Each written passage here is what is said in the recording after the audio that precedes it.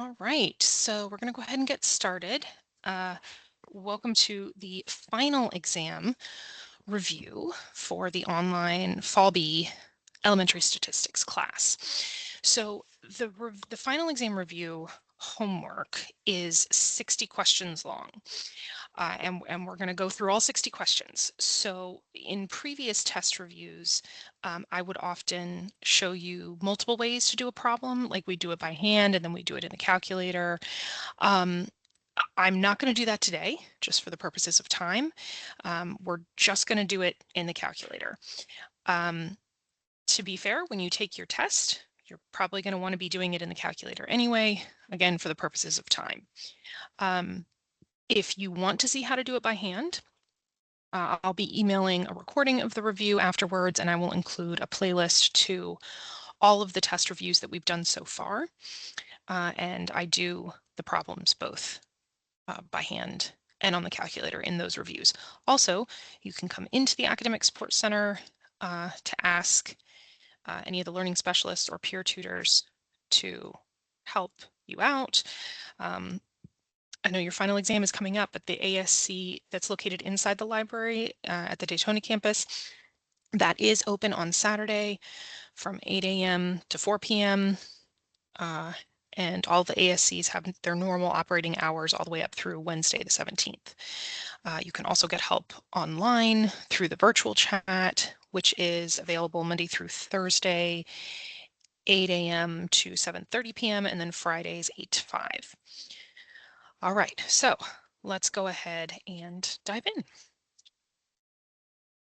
Okay, determine whether the variable is qualitative or quantitative and explain your reasoning.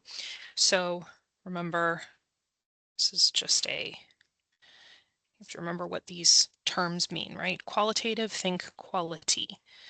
Like what is the quality of something, like an attribute or characteristic, right? Where like color, something like that. Whereas a quantity, that's an amount. That's something you can count. A number, right? Something like that. Okay, so the one that they've provided here is the amount of money spent on CDs this year. So that's going to be quantitative, quantity. Oh, I meant to write quantitative and then quantity, like qualitative, quality, because the amount of money is found by measuring or counting. So you can count, can measure, right? Okay. Determine whether the data are qualitative or quantitative. So same type of question, but this time they're asking about the color. So we already covered that. That is going to be qualitative because color is a quality. Okay. All right, use the given frequency distribution to find three things: the class width, the class midpoint of the first class, and the class boundary of the first class. So you got to think all the way back to the beginning of the course when you first were doing problems like this. So remember, the class width is from your lower class limit to your next lower class limit, or it's from an upper class limit to the next upper class limit. Don't get confused and think that it's from your lower to your upper. It's not from here to here, it's from here to here, right? So you just subtract those. So my lower class limit minus the lower class limit before that is going to give me my class width. Oh, you can't see that. There we go. Okay. All right, so that's part A. Part B, the class midpoint, and they just want it of the first class. All right, so the class midpoint, you can kind of think of that as like the average of these two, right? You're just going to add them up and divide by 2. So you're going to do the lower class limit plus its corresponding upper class limit. You add them up, you divide by 2, and that's what gives you your class midpoint, right? So again, you can do this for if they're asking for all of them, you can do it for any of them and then use the class width to find the other ones, but they're specifically asking for just the first class.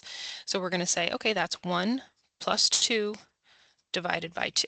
If you're plugging this into the calculator, make sure that you are, actually I put this whole thing in parentheses, but really if you're doing this in the calculator all at once, you want to plug it in like that, because if you just plug in 1 plus 2 divided by 2, you're going to get the wrong answer, right? If you're doing it all at once, make sure that you are using order of operations appropriately. If you want to do it one step at a time, you do 1 plus 2, hit enter, then divide by 2, right? So you can do it in 2 steps, but what you don't want to do is this first way. That way is wrong, right? So whichever way that you decide to do it, you should be getting 1.5.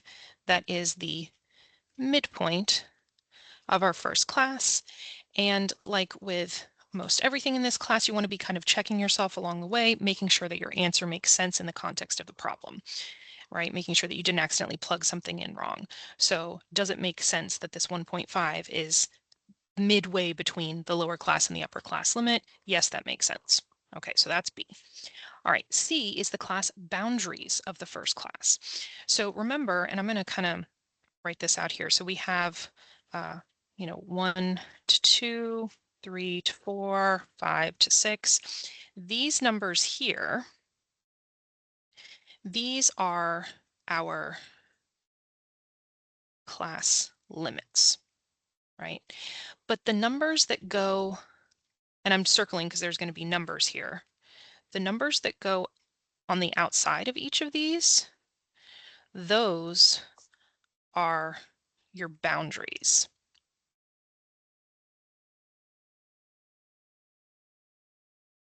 Right, so the boundaries are the numbers that whatever number this is the same one as this, right? So when we're looking at this first class, there is no overlap between my upper class limit of this class and the lower class limit of the next class. There's no overlap. These are two separate numbers. But for the boundaries, this number is the exact same number as this number. It's the same one. Okay, so to find your boundaries, what you're going to do is you're going to, kind of similar to what we did with the midpoint, where you're going to say, well, what's halfway between this number and this number? Or if they were asking for all of them, you could pick any two classes. You could say, well, what's halfway between this number and this number? And you would add them up and divide by 2, and you'd get the number that is halfway in between the two of them. So they're just asking for the first class, so we're going to do what's halfway in between this number and this number, the upper class limit and then the lower class limit of the next class. So we're going to say 2 plus 3 divided by 2, and that's going to be 2.5. So 2.5 is the upper class boundary of the first class. Now, they've asked for the boundaries, plural, of the first class. So they also want the lower class boundary of this first class. And you might say, well, I don't have anything to subtract it with. Like if I wanted this boundary, I would add these up and divide by 2, right? I could look at the class before it to help me figure out what goes here. But here, there's nothing before it to look at. So what you have to do is you have to say, okay, well, I already found this boundary. How far away was this boundary from the limit, right? So here, we can do this in our heads, right? We can say this is 0.5 different. There's a difference of 0.5 here. But maybe you have a number that looks kind of messy and you don't want to do that in your head. That's fine. So you would take your boundary minus your limit to get how far away your boundary is from your limit. Okay, so to get from the limit to the boundary, this is what we add. To get from the limit to the boundary, this is what we would subtract. Or you could just say, well, this is going to be the same as this. But for our purposes, I don't have anything to say what it's going to be the same as, so I have to rely on this. I have to say, okay, well, I would subtract from my lower class limit what that difference is. So 1 minus 0.5 is going to give me 0.5. Okay, so that's how we're getting, we already said the class width of 2. We said our class midpoint of the first class was 1.5, and the class boundaries, we have 0.5 on this side and 2.5 on that side. Okay.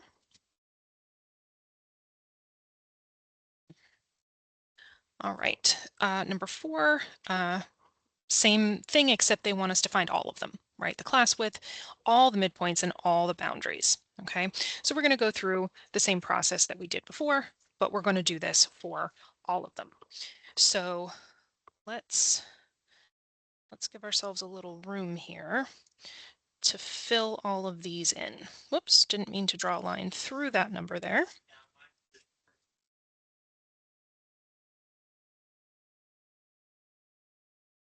Okay.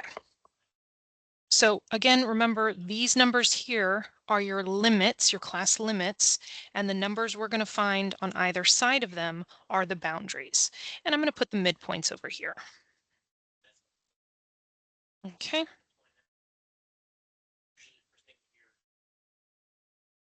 Okay. So again, the class width is the distance from here to here. So we're going to say, I'm going to do this down here. 37 minus 32, that's going to give me 5. So the class width is 5. So you can fill that in. Now, just a little test taking strategy.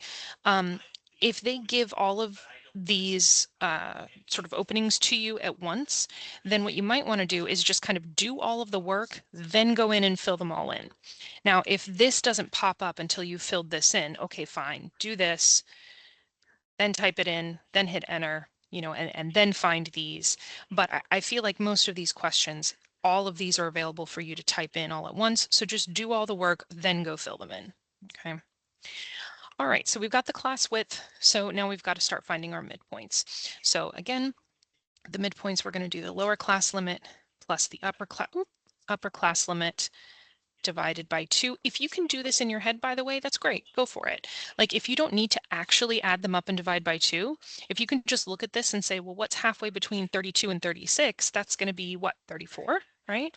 Then yeah, that's great. Go ahead and do that as long as you are, super sure. If you're not sure, then just plug it into the calculator. All right, so I have 34 for my first midpoint, and whoops, put that in the wrong spot. Okay. So now that you have your first midpoint, now you're going to add your class width in order to get the next midpoint. So again, you could absolutely add these up, divide by 2. That number goes there. Add these up, divide by 2. That number goes there. But that's generally going to take longer than just adding your class width each time, right? Okay, so I have 34. I'm going to add 5. So I'm going to do plus 5, enter. And it gives me my next number. And then I'm going to do it again, plus 5, enter, and it gives me my next number. And I'm going to do it one more time so that the calculator can figure out the pattern. And then from here on, I'm just going to hit, oh, you can't see that. I'm just going to hit enter, and the calculator says, oh, you want to do the same pattern that you've established. So I don't even have to do the plus 5 because the calculator knows that I've been doing the same thing multiple times. And again, we're kind of checking our answers as we go, making sure that it makes sense in the context of the problem. Does it make sense that 34 is the midpoint between 32 and 36? Yes. Just kind of spot checking here. Does it make sense that 54 is the midpoint between 52 and 56? Yes, that makes sense. Okay, so we've got our midpoints. We would fill them all in here, and now they want our boundaries. So again, same process as we did before. That's going to be halfway between here and here. So I'm going to do 36 plus 37 divided by 2. Or again, if you can do this in your head and say, well, these are just whole numbers that are 1 apart, so it's going to be halfway between them, right? So that's going to be 36.5. However you do it, just make sure that you feel confident with your answer. So this is going to be 36.5. So whatever number I have here is going to be the exact same number here, right? And then I can use my class width that I found right at the beginning to say, what are the numbers that go down here? And I can even say, let me subtract my class width to find the number up here. All right, so let's do that first. 36.5 minus 5 is going to be 31.5. And we look at it and say, does that make sense? Yes, that's 0.5 away. And if it's faster for you to just think, well, what's 0.5 away from each of these numbers rather than adding and subtracting 5, that's fine. Go for it. Do whatever, excuse me, is going to make the most sense for you. So we're just going to fill all of these in.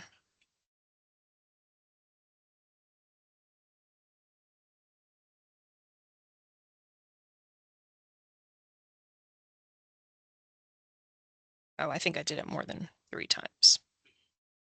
Okay, and then same thing over here, except that I can just bring these numbers down. If that number is there, it's the exact same number here. If this number is here, it's the exact same number here, so on and so forth.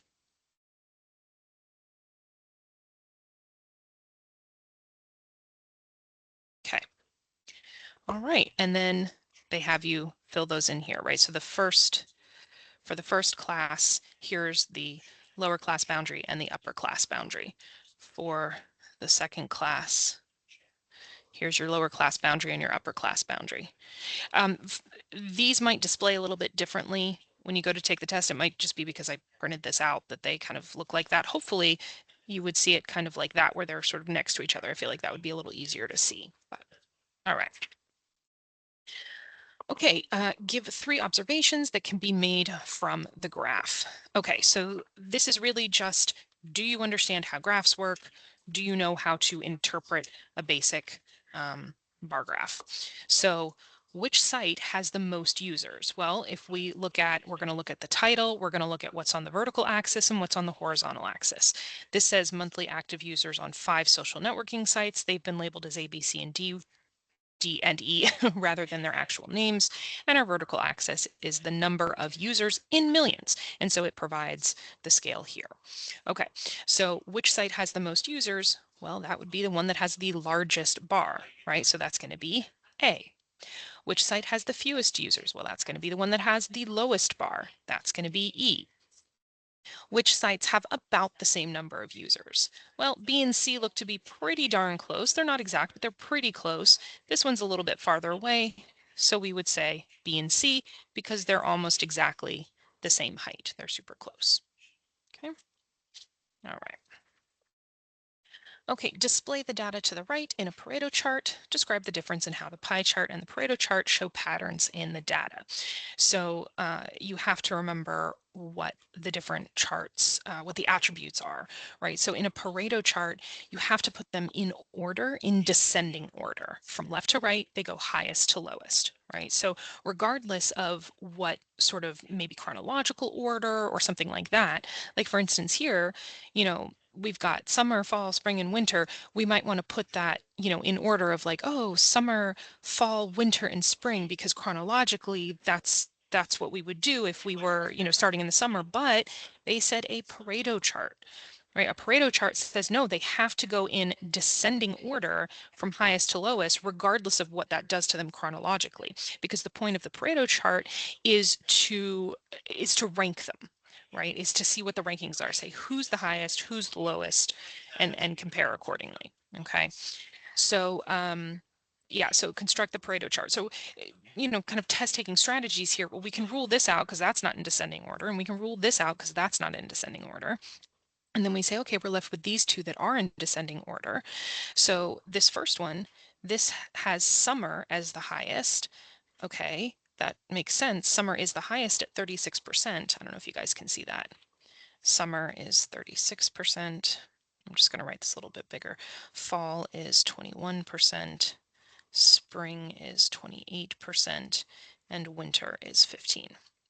Okay, so this one looks good. When you look over here at the highest one, it said that spring is the highest, but spring is not the highest. 28% is not the highest. 36% is the highest. So we rule that one out. So that's how we know that this is B.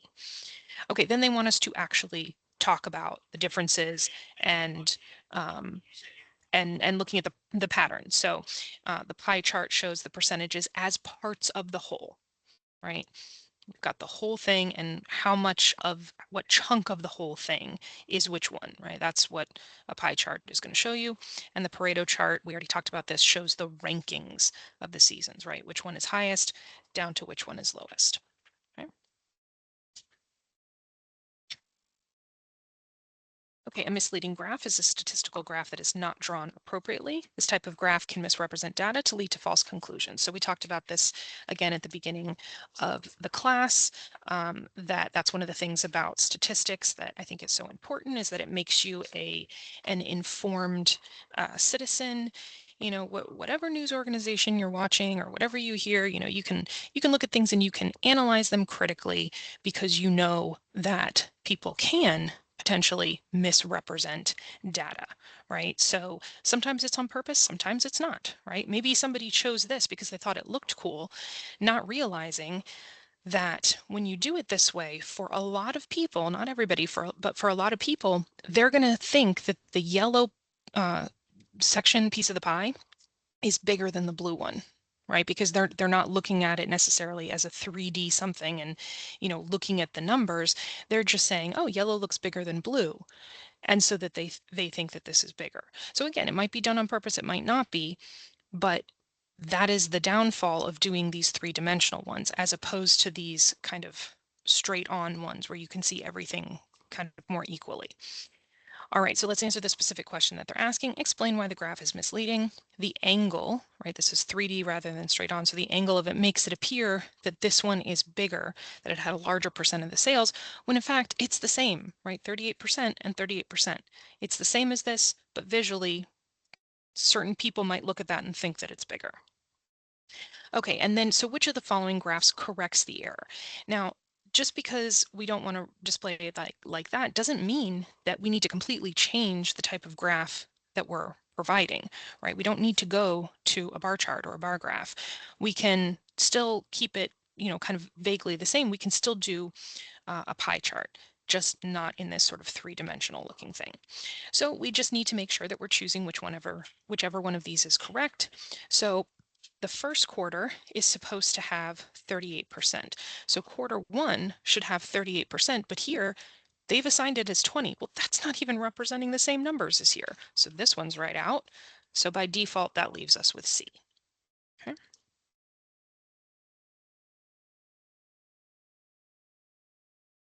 All right, the top 14 speeds in miles per hour for professional drag racing over the past 2 decades are listed below. Find the median speed. Okay, so you've got to remember the difference between the mean, which is the average, and the median, which is the number in the middle, is how you can think of it, right?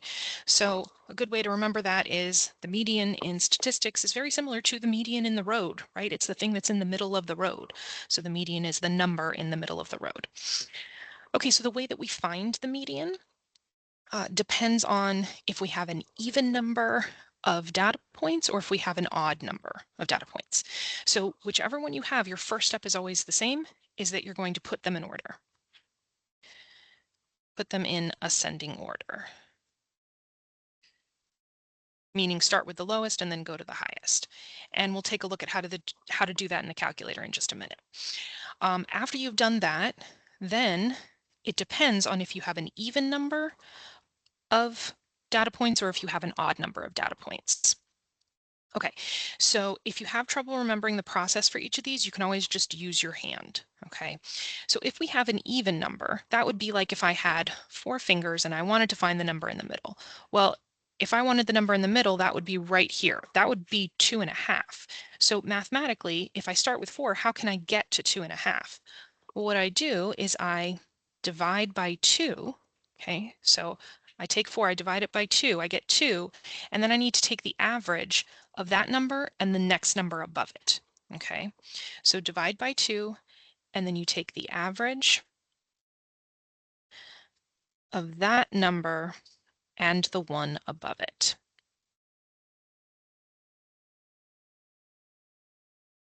Okay. Now, if you have an odd number of data points, so we could say, okay, if I have 5 fingers, how would I get to the middle one? Well, if I take 5 and I cut it in half, that's only getting me 2.5. So what I need to do is I need to cut it in half and then go up to the next whole number. So that's what we're going to do. Divide by 2 and then go up to the next whole number spot in the data set. Okay. All right, so they told us that the top 14 speeds is what we were provided. So 14 is an even number, so this is the process we're going to use. All right, so what we're going to do is we're going to take these numbers and we're going to allow the calculator to put them in order. Okay, so again, remembering back to how you plug in a raw data set into your calculator, you're going to go to Stat and you're going to hit Enter right there at Edit. You don't even need to move to any other menu, just Edit. All right, and then do I have these in the calculator anywhere? I don't think I do. Okay, no problem. So if you need to clear one of your lists, because often you're going to be using L1 and L2, then you arrow up so that you're highlighted on L1, and then you're going to hit the clear, and then you're going to hit enter, and it clears the whole list for you. Okay, so you're going to put these in.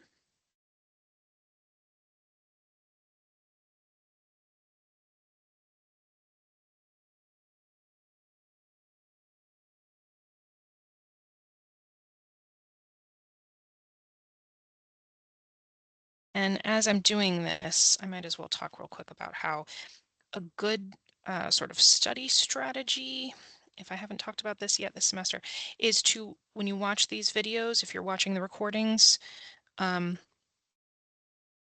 it after you read the problem, see if you can solve it, and then hit play and see if you and I did the same thing or if we got the same answer. All right, so we put all of these in. Did I get all of them? Yeah, I got 14. Okay. So we want now for the calculator to put these in order. So we're going to go back to Stat, okay? And right here under Edit, we've got Sort A and Sort D. That's Sort Ascending and Sort Descending. We want to sort Ascending, and we have to tell it which list to sort. So remember on your calculator down here, L1 is on top of the 1, or I'm sorry, just above the 1. So we're going to use second, kind of like a shift, to tell it L1. I like to close my parentheses. You hit enter and the calculator says all done. So now we need to go back in and we need to look at what it just did. So we're going to go back to Stat, back to Edit, and now it's put them in order. Okay, so we've put them in ascending order. Now we have an even number of items, so we're going to divide by 2 and take the average of that number and the one above it. Okay, so we have 14. I'll do it over here. If we divide that by 2, we get 7. So we're going to go down to the 7th number in the list. Now, if you have a very long list, this can get a little overwhelming. Maybe you lose count as you're arrowing down. Conveniently, right here, you can see where it says L1 and then in parentheses 7. It's telling you which number on the list you are currently highlighting. So I'm currently on the 7th number. So the number in here, actually, let me do this down here. I'm going to take the number in the 7th spot and I'm going to add it to the number in the 8th spot, and I'm going to divide by 2, right? Because we're taking the average of that one and the one above it. So the number in the 7th spot is 196. I arrow down and the number in the 8th spot is 196.2. I'm going to add those up and divide by 2, or if you see that, well, what's halfway between 196 and 196.2, oops, it's 196.1. Or again, you can do second mode because that's quit to get back to your sort of home screen, and you do 196 plus 196.2, enter, then divide by 2. Either way, you're getting the same answer. All right. Okay, the scores of the top 10 finishers in a recent golf tournament are listed below. Find the median score.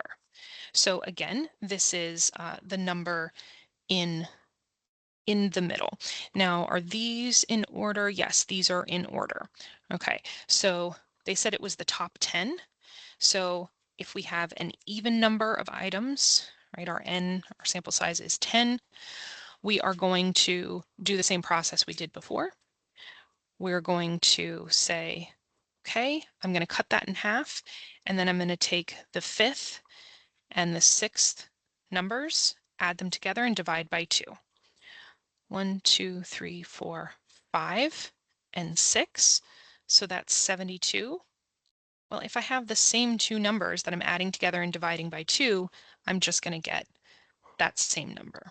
You guys can't even see that. Sorry about that. Okay, so that's how they're getting 72.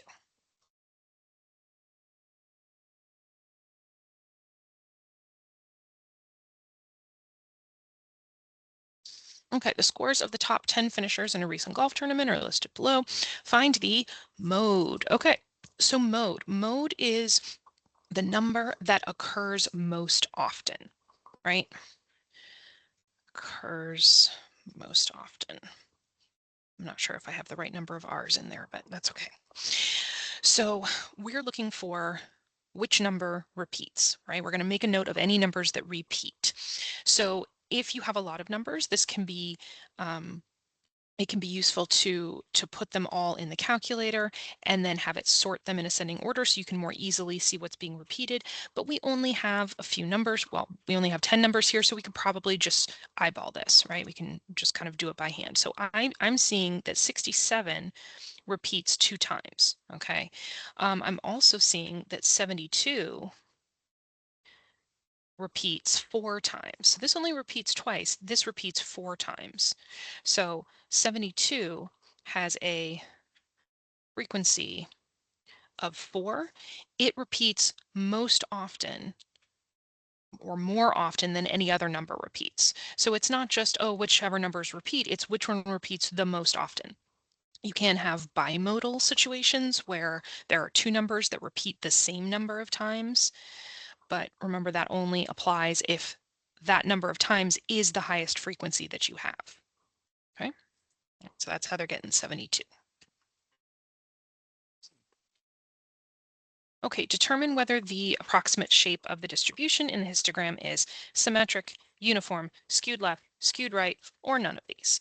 So let's remind ourselves what all of those things mean. So if your general shape, if you have a tail over on the left side, that is skewed left. If your general shape, your tail is over on the right side, you're skewed right. Remember, it's where the tail is, not where the sort of mountain part is. Now, for symmetric, what that means is that if you were to cut it in half, the 2 sides are a mirror of each other. So you can have all sorts of shapes that are symmetric, right? You cut it in half, the 2 sides mirror. Both of these are examples of symmetric. And then for uniform, that means that it's all the same, right? These are all, like if we're drawing these as the bars here, these are all the same. Now you'll notice that uniform also falls under the definition of symmetric. So a uniform graph is symmetric, but just because it's symmetric doesn't mean it's uniform, right? This is symmetric, but it's not uniform, okay? So for this one, its general shape has a tail over here on the left side, so that's why it's skewed left. Okay. Okay, approximate the mean of the grouped data and round to the nearest whole number. Okay, so first of all, why are they saying approximate rather than just give us the mean? Well, because we have a frequency distribution here, right? This is not the original raw data set. Okay, they're saying that we have 20 data points that fall into this class of 135 to 139. We don't know how how those 20 are distributed throughout this class. They could all be 135, or they could all be 139, or they could be, kind of evenly distributed throughout, or they could be clumped mostly with 135 and then you have one at 139. We have no idea. So what we have to do is we have to approximate it by saying, okay, we're going to assume that all 20 of these exist at the midpoint of this class. Okay, so that's the first thing we do, is we find the midpoint of the class. Once we have the midpoint, that's what's going to go in our L1, and the corresponding frequency is what's going to go in our L2. Okay, so remember to find the midpoint is we add these up and divide by 2. And again, if you can sort of do that in your head and say, well, what would that give me? Or what's halfway in between those? Then go for it, right? Whatever saves you the most time. Okay, so the midpoint of the first class is 137. To get the midpoints of all the other classes, I can absolutely just do this again. Or if I take one extra step to find my class width, then I can use my class width to add to find all the other midpoints. So I have 135 to 140. So if I subtract those, that will give me my class width.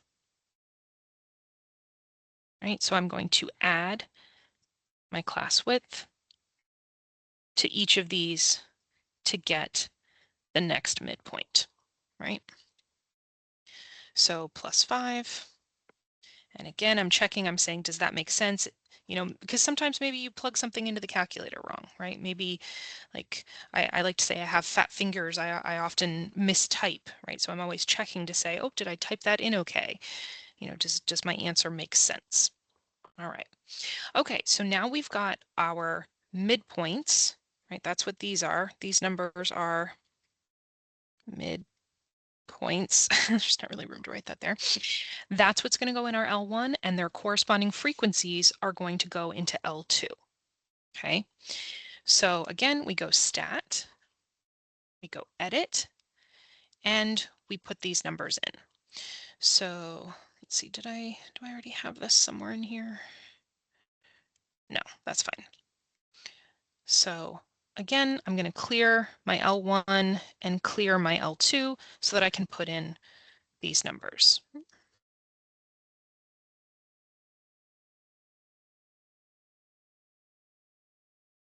And again, it's the frequencies that go in your L2. Okay, so now that we've done that, now we're going to go back to stat, and this time we are going to calculate some stuff, right? We're going to arrow over to calc, and it's just our very first option, 1 var stats. And now we do have to tell it which one is list 1 and which one is list 2. Like what are your midpoints and what are your frequencies, right? And then calculate.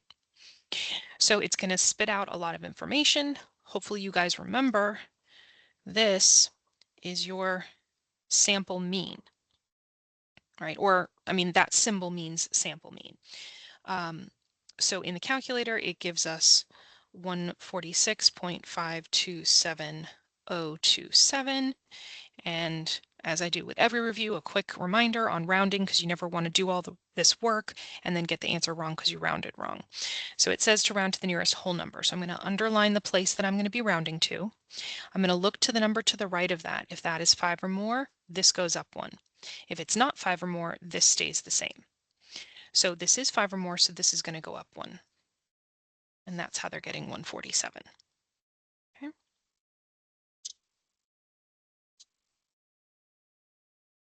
All right, the grade point averages for 10 students are listed below. Find the range of the data set. So what is the range? The range is your maximum value minus your minimum value, right? How far does it range? So we're going to look around and we're going to say, what's the highest GPA we see here? I see a 4.0, that's my max. And then what's the lowest one? I see a 0.8, that's my min. And when I subtract them, I get 3.2. Again, if you have maybe a large set of numbers and it's kind of hard to be sure that you really have picked out the largest and the smallest, you can always put them into your calculator. Remember, stat, edit, put them into the list. Then you ask it to sort. So you go back to stat and you would sort ascending and descending, or either one, ascending or descending. And then you'd pick the number at the top and the number at the bottom. Those are your mins and maxes.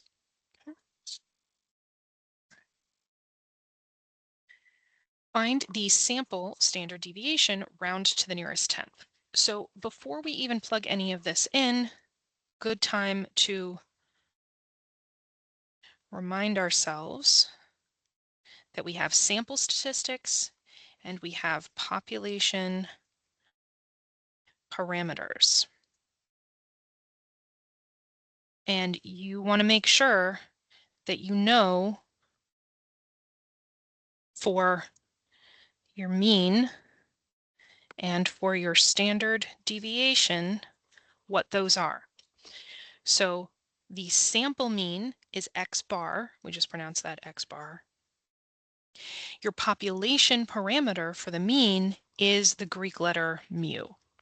I think it looks kind of like a cursive letter U as in uniform, but some people think it looks like an M.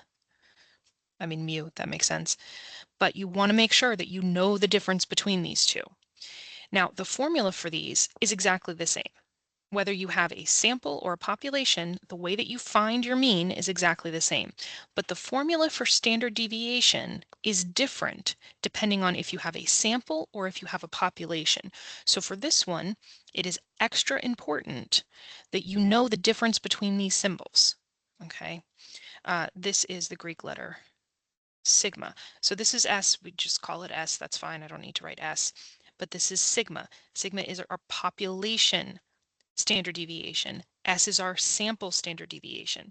So in the calculator, when you, like I'll just have it look at the same thing that we were looking at before, you'll notice all it gives you is your X bar, because it doesn't matter if what you just gave it was a sample or a population, the formula is the same, you're going to get the same number.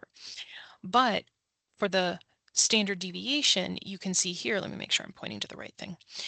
The sample standard deviation is S, is slightly different from your population standard deviation, which is sigma, right? See how there's a slight difference between those numbers? That's because they use a slightly different formula.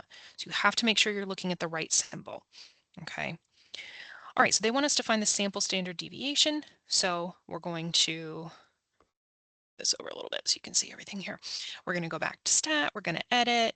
I'm going to clear out L1 and I'm going to put my data points here.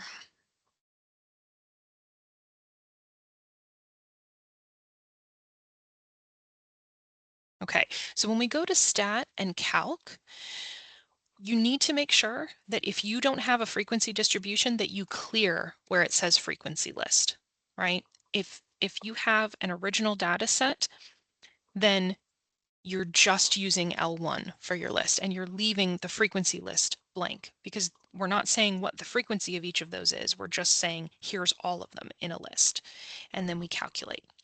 So you can see here that our sample standard deviation when rounded to 1 decimal is 4.8. Okay. So that's how they're getting that. All right. Okay, for the following data set, approximate the sample standard deviation to the nearest tenth using the grouped data formulas.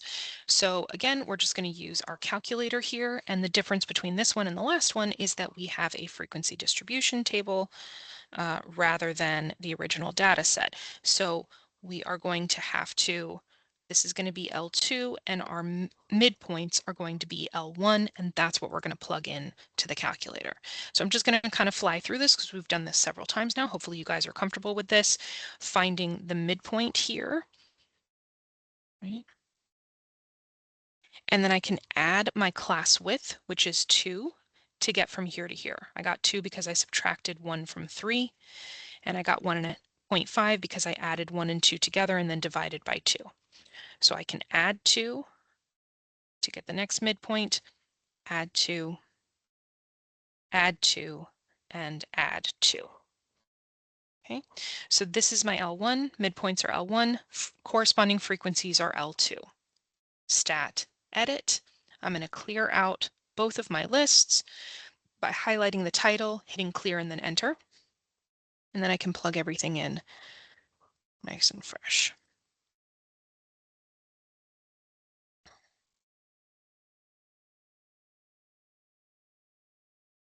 Okay, so again, we go stat, calc, we arrow over to calc, one var stats, and I do need to tell it to look at L1 and L2, and then calculate.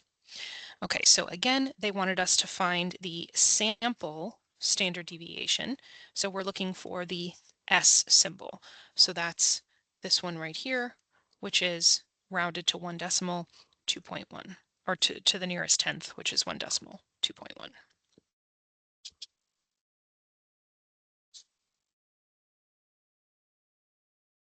All right, explain the relationship between variance and standard deviation. Can either of these measures be negative? So I think the confusion that a lot of people have with the variance and the standard deviation is that they forget that when you're doing these by hand, when you're using the original formulas, you end up finding the variance first. That's the number that you first come up with the equations that we have to do these by hand. The variance is the square of the standard deviation. So if I want to find the standard deviation, I need to take the square root of the variance. So I need to take the square root of the square of the standard deviation, right? Okay. So whichever one you start with, the other one is always going to be positive, right? If I'm squaring something, it doesn't matter if this was a negative number. If I have a negative number and I square it, which means I times itself by itself a total of 2 times, that's going to give me a positive number, right? And when we take the square root of something, we're taking the positive square root of it, okay? So neither of these can be negative. So the standard deviation. Oh, and be careful with questions like these because there's a lot of words happening here, right? You want to make sure that you have it straight that the standard deviation is the positive square root of the variance, not the other way around, right? Not that the like for this one, the variance is the positive square root of the standard deviation. That's not right. That's the opposite. We can rule these out right off the bat because they're talking about negative. We say, no, no, these can't be negative. So now we've narrowed it down to this, and the standard deviation is the positive square root of the variance. That's correct, check. The standard deviation and variance can never be negative. That's correct, check. And then squared standard deviations can never be negative. Check. Whereas if we were to read this one, the very first sentence, we would say, oh, nope, that's not right. Okay.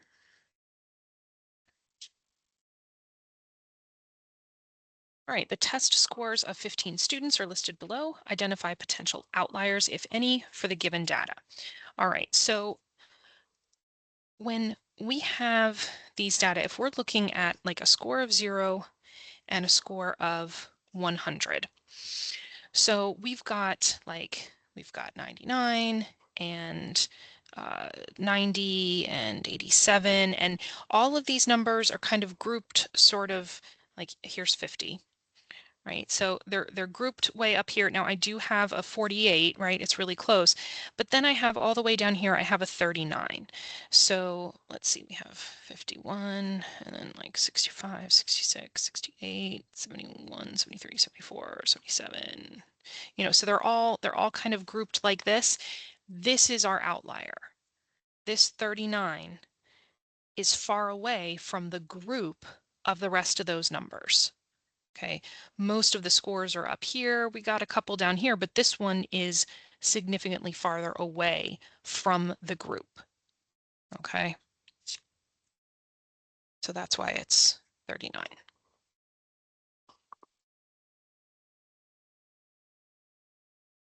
Okay, a student's grade on the fundamentals of engineering exam has a z-score of negative 0.5. Make an observation about the student's grade. So we really just need to remember what a z-score is, right? So right in the middle here is our mean. I'm just going to write mean. Don't need to say it's equal to anything. That's our mean. And then we can go, I mean, as many z-scores as we want in either direction. But what that is, if I have a z-score of 1, what that means is I've taken the mean and I've added 1 standard deviation to it. A z-score of 2 means that I've taken the mean and I've added 2 standard deviations to it. A z-score of 3 means I've taken the mean and I've added 3 standard deviations to it.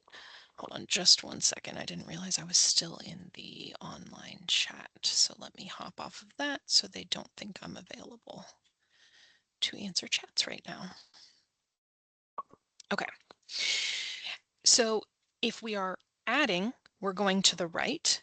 But if we want to go to the left, we have to subtract.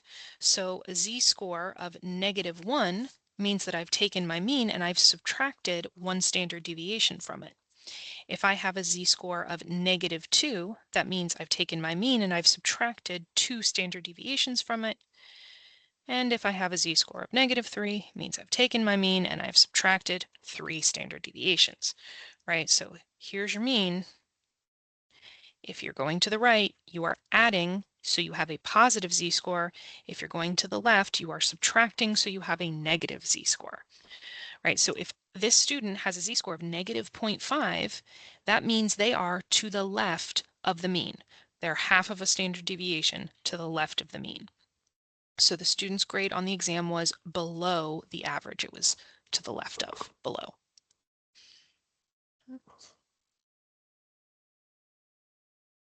All right, a single six-sided die is rolled. Find the probability of rolling a 7. So we've got to remember what our probabilities can go between. So they can go anywhere from 0 to 1 inclusive, meaning they can be 0 and they can be 1, and any decimal in between. So a probability of 1 means that the event is certain or inevitable. So for instance, if I look outside and I see that it's raining, I can say there's a probability of 1 that it will rain today. A probability of 0 is something that can never happen, something that is impossible. Okay, not something that is super unlikely, something that is actually impossible. So if I'm at my house all day and it doesn't rain, and the next day I say the probability of it raining at my house yesterday is 0, because it's impossible for it to have rained. It already happened. The day is over. It didn't happen. So the probability is 0. So for this particular situation, they're saying a single six-sided die is rolled. The probability of rolling a 7, well, there is no 7 on a six-sided die. There's no way for that to happen. So it's impossible. It's never going to happen. It's 0. Okay, so we have one extreme to the other.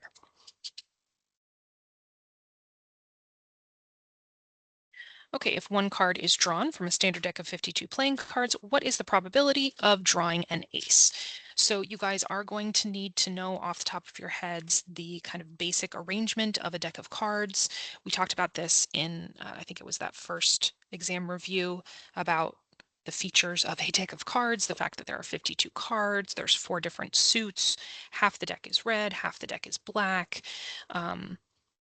all that. So go back, make sure that you understand what a deck of cards is made up of, because they're not going to show you how it's arranged. They're just going to give you a question like this. All right, so what's the probability of drawing an ace if we're just drawing one card from the standard 52 playing cards? So we're going to create a fraction. In the denominator, we're going to have the total number of cards that we can choose from. And in the numerator, we're going to have the number of whatever they're specifically asking about, number of aces. Okay. So this is a 52 card deck. So there's 52 cards in the denominator, and the number of aces, there are 4 aces in the deck, right? One of each suit.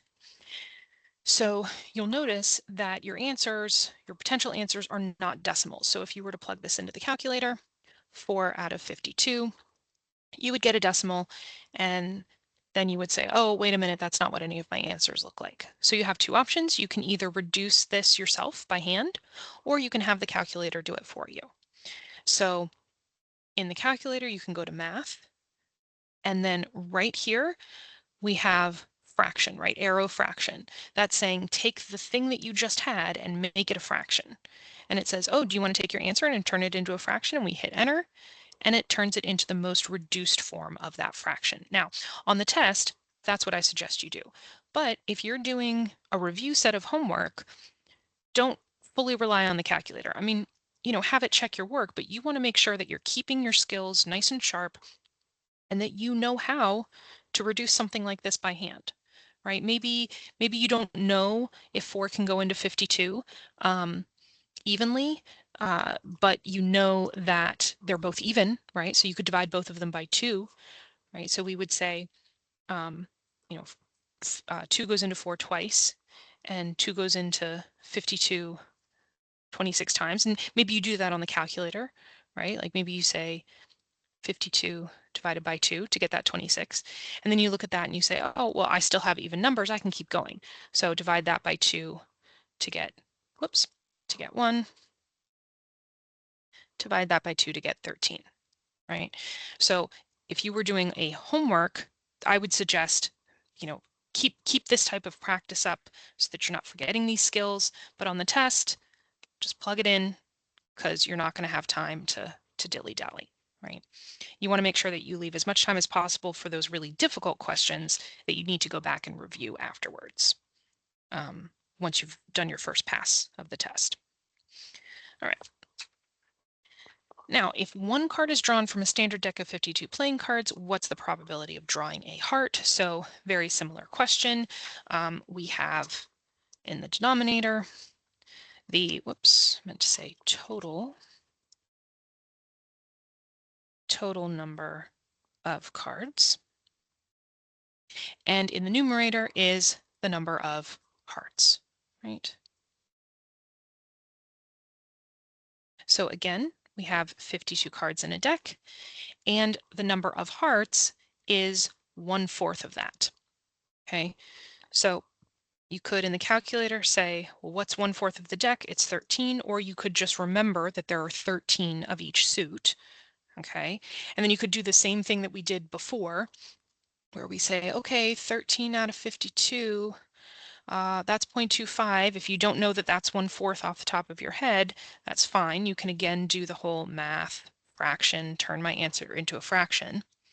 Or another way that you could think of this is, well, 1/4 of the deck is each suit, right? 1/4 of the deck is hearts. 1/4 of the deck is clubs. Is that a club? 1/4 of the deck is spades, and 1/4 of the deck is diamonds, right? So if you want to think of it like that, then you can kind of just go straight to your answer. But if you're not feeling super confident with that, then you would absolutely start this way. Total number of cards in the denominator, number of hearts in the numerator, reduce accordingly.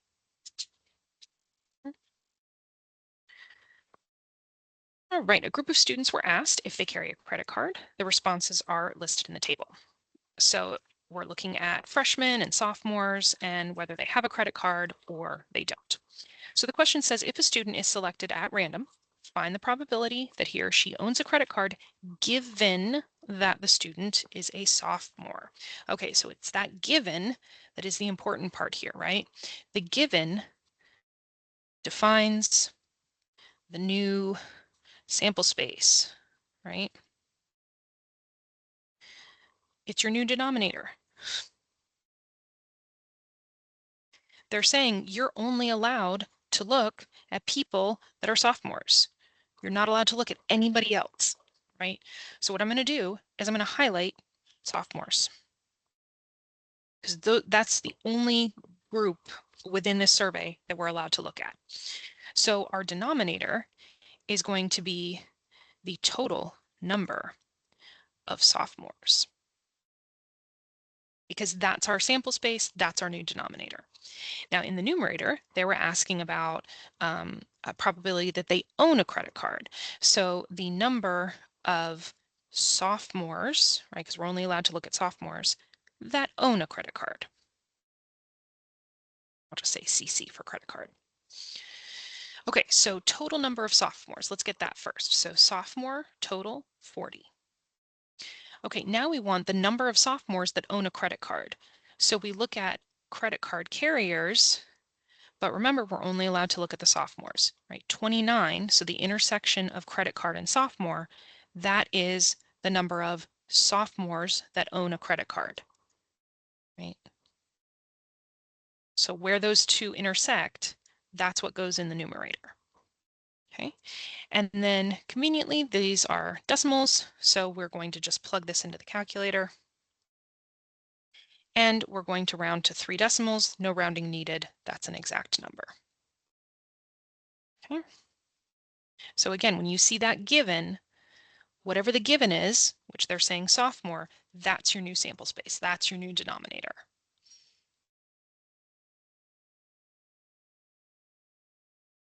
All right, so very similar survey.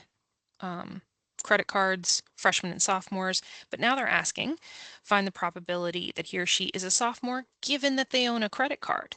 So this is a different question from the last one because the given is different.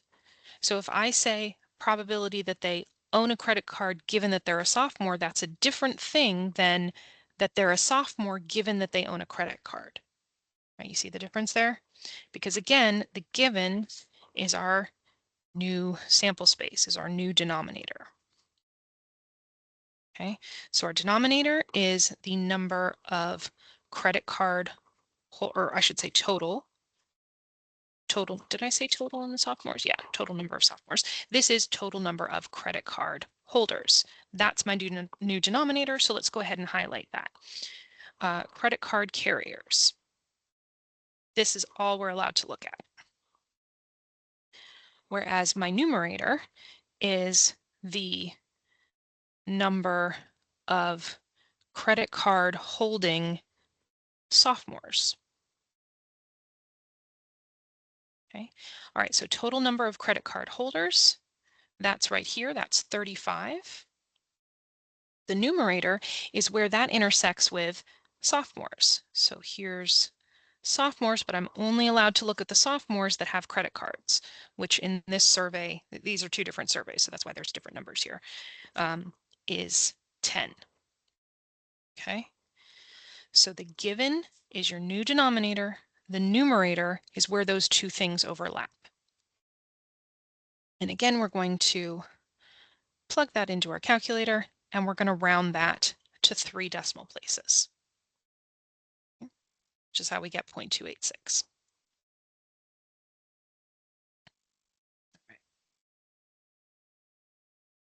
Okay, a group of students were asked if they carry a credit card. So same thing here.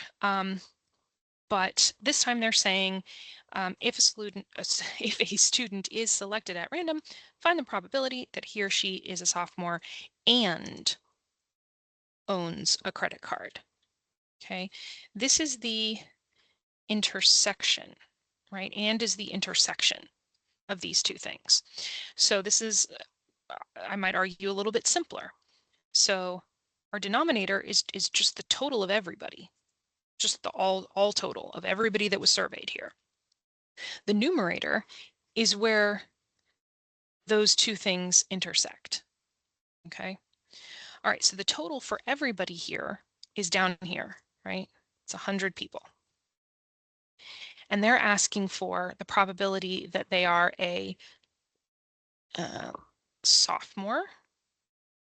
Where does sophomore intersect with owning a credit card? I'm allowed to look at both of these because there was no given. Where do those two things intersect? Right there at 13. Okay. And so you don't even necessarily have to plug this into the calculator to see that you're going to get 0.13, right? So and is the intersection, given defines a new denominator.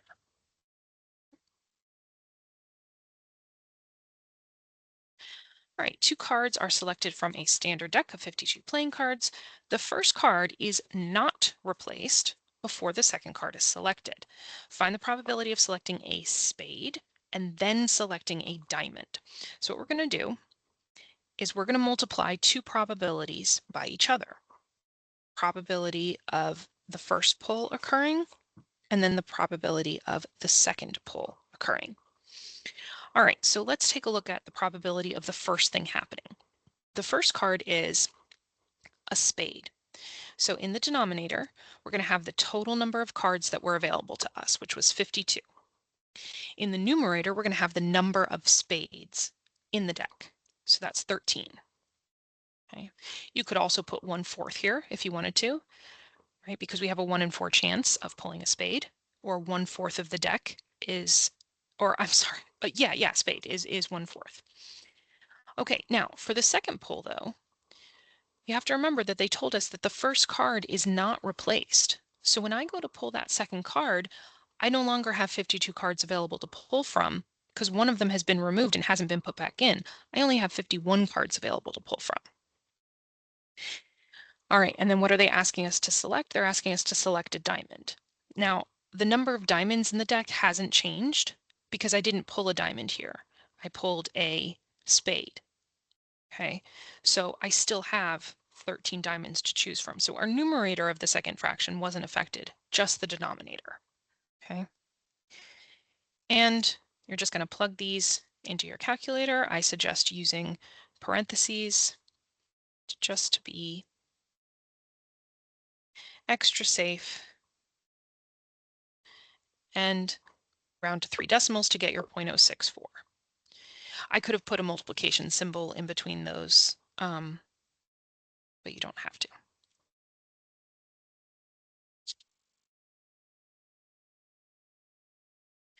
Okay, according to a study, 74% of K through 12 schools or districts in a country use digital content in some way, such as ebooks, audiobooks, and digital books. Of these 74%, 6 out of 20 use digital content specifically as part of their curriculum. Find the probability that a randomly selected school or district uses digital content and uses it as part of their curriculum. So similar to the last one, we're going to be multiplying these two probabilities together to find the probability that they're both occurring. Okay, so we have 74%, so that's 0.74, and then we have 6 out of 20, so that's just 6 over 20. So we're literally just going to plug that in, right? You don't even have to like try and reduce that first or anything, right? Just let the calculator do it for you. And that's how we get 0.222.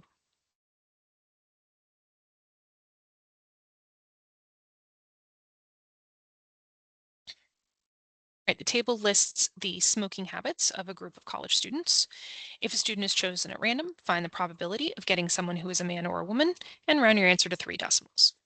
Okay, so when we have or, that's the addition rule, right? Let me kind of bring this down here.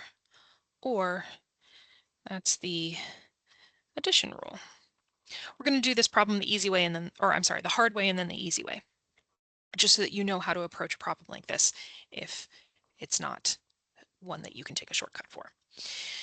So the rule for the probability of A or B is that you do the probability of A plus the probability of B, and then you need to subtract anywhere that those might have intersected, because if they intersected, then you counted them twice, right? If there are things that are both A and B, you counted them here and you counted them here, and so you would need to remove where they intersected so that you're not double counting, right? That's where that formula comes from. So let's apply that here. So we're going to have the probability that someone, so our options here, you had to check a box if you're a man or a woman, you had to check a box if you're a non-smoker or a regular smoker or a heavy smoker, and those were all the options you were given, right? So we have probability man plus probability woman minus probability of man and woman. Well, you might be seeing, I don't want to say the issue here, but you might be seeing something here that, well, nobody was given an opportunity to select both of these, right? It was one or the other. There's no third option of selecting both. So this is going to be nothing, right? So we're going to have the probabilities of each of these that we're going to be adding these together and then subtracting this. Well, there is no overlap of these two. In the denominator, by the way, what's that total going to be? It's going to be the total of everybody in this survey of that 406, right? So let's just go ahead and fill that in, right? That's the denominator of all of these.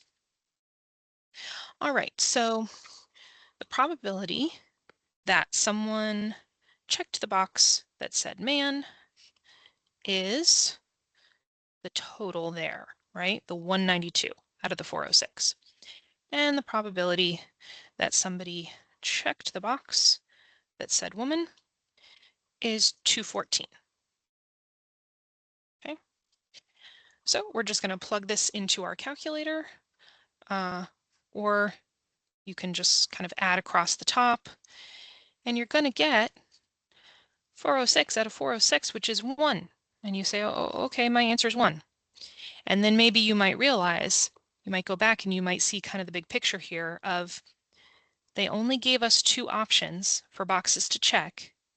And they said, what's the probability that somebody checked this box or this box? 100%, because those were the only options. Oh, I forgot to do this in green here, right?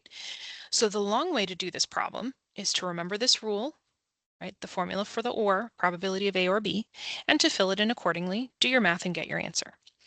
The fast way is to say, they're asking me for this or this when those are the only 2 options. So everybody answered that or that because those were the only options available, right? They could also have said, what's the probability that someone identified as a non-smoker or a regular smoker or a heavy smoker, right? That would have given us the same answer of 1 because those were the 3 options given. So somebody's, if they're filling out this survey, they must have selected one of those. Okay? So this is one of those questions where it's like, don't overthink it, save yourself time, right? Okay.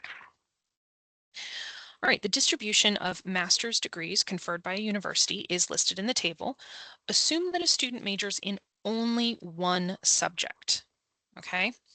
So we got math, we got English, engineering, business, education, and they're asking, what's the probability that a randomly selected student with a master's degree majored in English or mathematics? Round your answer to 3 decimal places. So again, we have this or. So the probability that they were English or math is the probability that they were English plus the probability that they were math. And then we would need to subtract the probability that they got degrees or dual majored in both English and math, right? But again, they told us at the beginning, nope, everybody here measured in only one subject. So for these fractions, there is no overlap, right? There's no English and math degrees. It's either English or math, but never both, okay? Now, I would go to fill in my denominator here, but I don't know what it is, right? They didn't tell me how many master's degrees were conferred by this university in this particular semester. So what we have to do is we have to add all of these up, right? We need to find the sum of the frequencies. Excuse me, I'm going to get a drink real quick.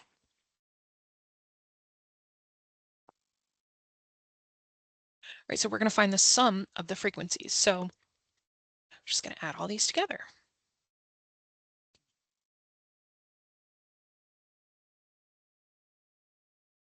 And we get 915. Okay, so that's my denominator, right? That's the denominator for all of these. So the probability that somebody got their master's in English is 206 out of the 915 total. The probability that somebody got their degree in math is 225 out of the 915 total. So now in my calculator, I'm going to say the probability of an English degree plus the probability that somebody got a math degree is rounded to 3 decimals, 0.471. And I don't have to do, minus 0 out of 915 because that's not going to change my answer any because that's just 0. Okay. All right, the Environmental Protection Agency must visit 9 factories for complaints of air pollution. How many different ways can a representative visit 5 of these to investigate this week? Okay, so we have 2 different situations that can happen when we're talking about these things or these types of problems. Either the order matters or the order doesn't matter. Okay. If the order matters, it's called a permutation. If the order doesn't matter, it's called a combination, which is why I absolutely hate that those locks that you would have like for your bike or maybe for your locker when you were in high school, I hate that they're called combination locks because they're not combination locks, are they? No, they're permutation locks because the order absolutely matters, right? You have to put those numbers in the correct order for it to work. Therefore, it's not a combination, it's a permutation. Okay, rant over. So oops, third time's the charm. Try and press a little lighter there. Okay, so N is the number of items we have to pull from. R is how many of them we are pulling. And so if it's a permutation, we use a P, and if it's a combination, we use an R. There are formulas to do this by hand. Do not use the formulas by hand on the test. Hang on just 1 second, guys.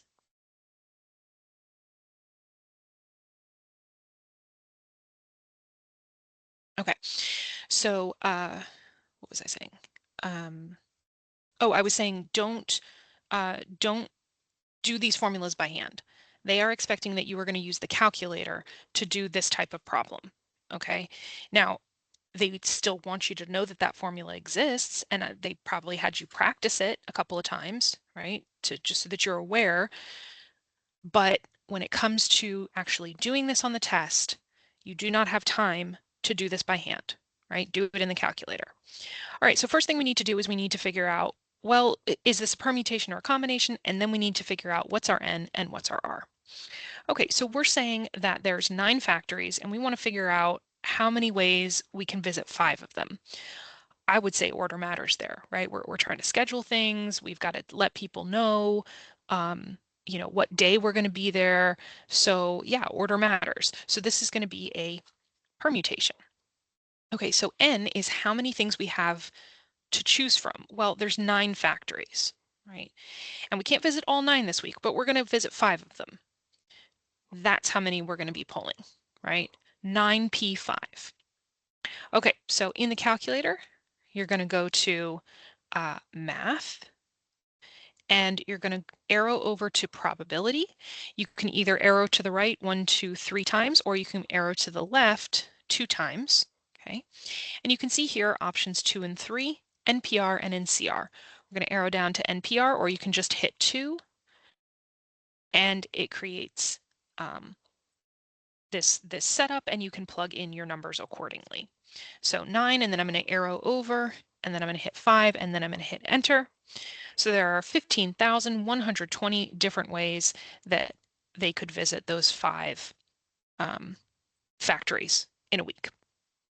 Now, another way to do this is you can start by putting the first number in first and then go to the menu, right? So I could put in the 9 and then say math, arrow over to probability, select number 2, and it says, oh, you wanted to take that number and put it in your NPR, and then you can go from there. Either way is fine, whichever way you find faster. Okay, so that's how they're getting that. Okay, number 30. There are 14 finalists in a singing competition. The top 6 singers receive prizes. How many ways can the singers finish first through 6th? So anytime that you're like first place or second place or third place, the order matters, right? I care whether I come in first in a race or whether I come in 5th, right? That's a difference. So this is going to be a permutation. All right, so how many finalists do we have to choose from? 14. And how many of them are we actually choosing? We're choosing 6 of them. So that's going to be 14, whoops, 14, then we go math, probability, choose 6. And that's how we're getting that gigantic number, 2,162,160 different ways that we could choose 6 finalists, or I'm sorry, the top 6 singers from the 14 finalists. Right. Right, 31. The random variable x represents the number of boys in a family of 3 children. Assuming that boys and girls are equally likely, find the mean and standard deviation of the random variable x.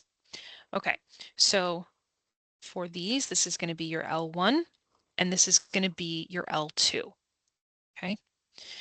Also, quick note here, these are all going to be adding up to 1, right?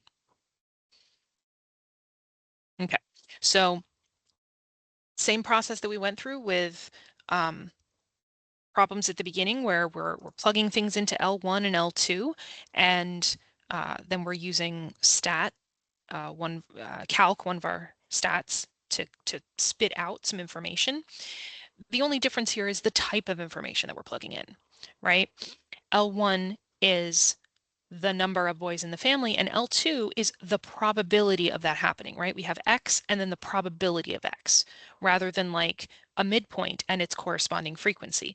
But it's a similar setup, and so it's a similar way that we put it into the calculator. It's actually the exact same way that we put it into the calculator. All right, so let's go ahead and do that. We're going to go to Stat, Edit. I'm going to go ahead and clear my list 1 and list 2. 0, 1, 2, 3. Do not forget to put in the 0, right? That one counts, it matters. Because remember, what this means is they're talking about the number of boys in a family of 3 children. Well, if I have 0 boys, that means there are 3 girls. If I have 1 boy, that means there's 2 girls. If I have 2 boys, that means there's 1 girl. And if I have 3 boys, that means there's 0 girls. So this isn't just a throwaway data point. This is an actual option, is to have 0 boys in a family of 3 kids. Fun fact, that's my family. I am one of 3 girls. Okay, maybe that's only fun for me. Anyway, okay, we put our values into L1 and L2, and now we are going to have the calculator spit a bunch of information about these values out to us, including means and standard deviations, right? So we're going to go to Stat, we're going to arrow over to Calc, and we're going to go 1var stats. Now, I know this says frequency list. Even though this is not frequency, you can't see me, I'm saying frequency, that's still where it goes, right? The frequency is kind of the probability. Right? Now, what you'll notice here is that whenever you plug in probabilities, like X's and their corresponding probabilities, it's not going to give you a sample standard deviation. It's only going to give you a population standard deviation. That's fine, right? That's totally okay. All right, so again, we're just interpreting what we have here, making sure we know what the symbols are, right? Our mean, that's X bar. Our standard deviation, that's sigma, right? So you just want to make sure that you've plugged your values in correctly and that you're looking at the correct symbols, right? Okay. All right, determine the probability distribution's missing value. And then it gives us the probability that a tutor will see 0, 1, 2, 3, or 4 students. So again, with these probability distributions, and we talked about this briefly in the last problem, is that all the probabilities have to add up to 1, right? So if I subtract from 1 what's already sitting there, that'll give me my missing value, right? So 0.55 and 0.13 and 0.21 and 0.02. If I add all of those up together and subtract that from 1, that's going to give me my missing value. Excuse me. And you can do this all at once in the calculator, or you can do it in 2 steps, whatever you prefer. So all of those together were 0.91. So I'm going to do 1 minus, and then quick reminder, down here at the bottom, answer is above your negative sign, so you can do second answer to do 1 minus the thing before it. And that's how we're getting 9%. And you can always double check yourself by saying, okay, if this was 0.09 or 9%, if I added all of these up together, would I get 1, right? They all have to add to 1. You plug them into your calculator, and yes, you'll get that they all add up to 1.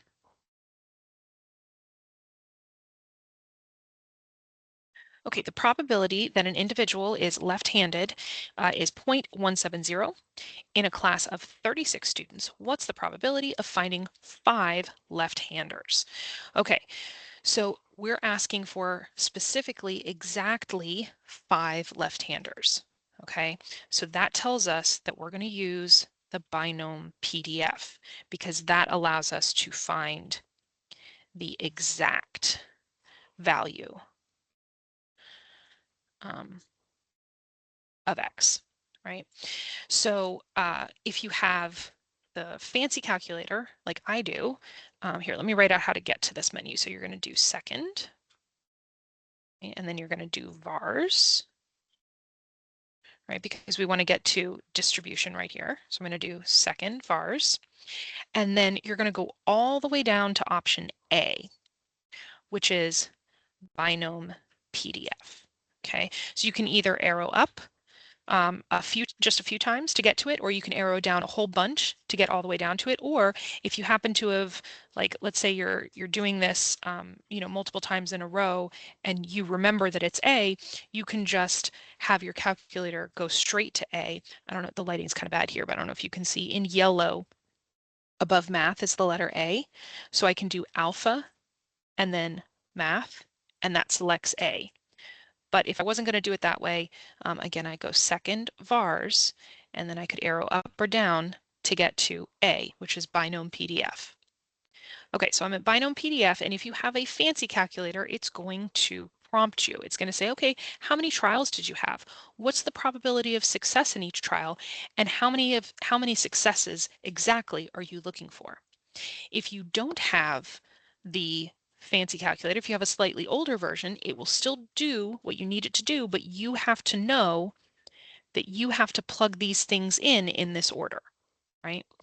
And so that's what each of these are, right? N is the number of trials that you have, right? How many people do you have available here? Or how many people are you looking at? P is the probability of success, and success can be something different. Success doesn't necessarily need to be a positive thing, right? Sometimes success is that something is damaged, right? And then X is the exact number of successes that you're looking for, okay? So let's go through and let's label what each of those things are. So N, how many students do we have to choose from? There's 36 students. P, what's the probability of success of a student being left-handed, 0.170. And exactly how many successes are we looking for? We're looking for 5, exactly 5. Okay. So trials is 36, P is 0.17, and X is 5. And you can see that when I hit enter, it's like, okay, so I'm going to go calculate these things for you. If you were, like I said, if you have the slightly older version of this calculator, you just have to type these numbers in and separate them with a comma. And then we hit enter again, and it gives us our answer, right? So remember, binom PDF is finding the exact value of X, whereas, binom CDF is the cumulative number of successes. All right, so for instance, and I'm not going to do a whole problem here, but just in case you do get one of these on the test, because there's not one of these on the review, that, if they were to say, what's the probability of, having 1, 2, or 3 left-handed people, you would do your N would be 36, your P, your P would be the 0.17, and the X would be 3. Or no, I'm sorry. I guess it still would be 3, but if they said 0, 1, 2, or 3, like if they wanted 0, 1, 2, or 3, you would say, find me everything cumulative up to 3, right? Because we have 0, 1, 2, 3, 4, 5, blah, blah, blah, blah, blah, all the way up to 36. And if we want the probability of these, we would do cumulatively. So we would do the CDF up to 3, right? If we were to do this using binom PDF, we would have to do binom PDF of exactly 0 plus binom PDF of exactly 1 plus binom PDF of exactly 2 plus binom PDF of exactly 3, and that would take forever. But if you can do cumulative, if they're asking for something like that, then that's helpful. So just a side note there. Okay, according to police sources, a car with a certain protection system will be recovered 85% of the time. Find the probability that 5 of 8 stolen cars will be recovered. So again, this is a binom PDF. Okay, our N is 8, right? There's 8 potentially stolen cars. The probability of them being recovered, that's the success in this scenario. That's 0.85 because they have this particular protection system. And the exact number of successes that we want is 5. So again, we go second vars, and we either arrow up or down to go to A, which is binom PDF, and we fill in our numbers accordingly. And that's how we're making sure we're rounding to the right number of decimals, and that we're rounding correctly, 0.084.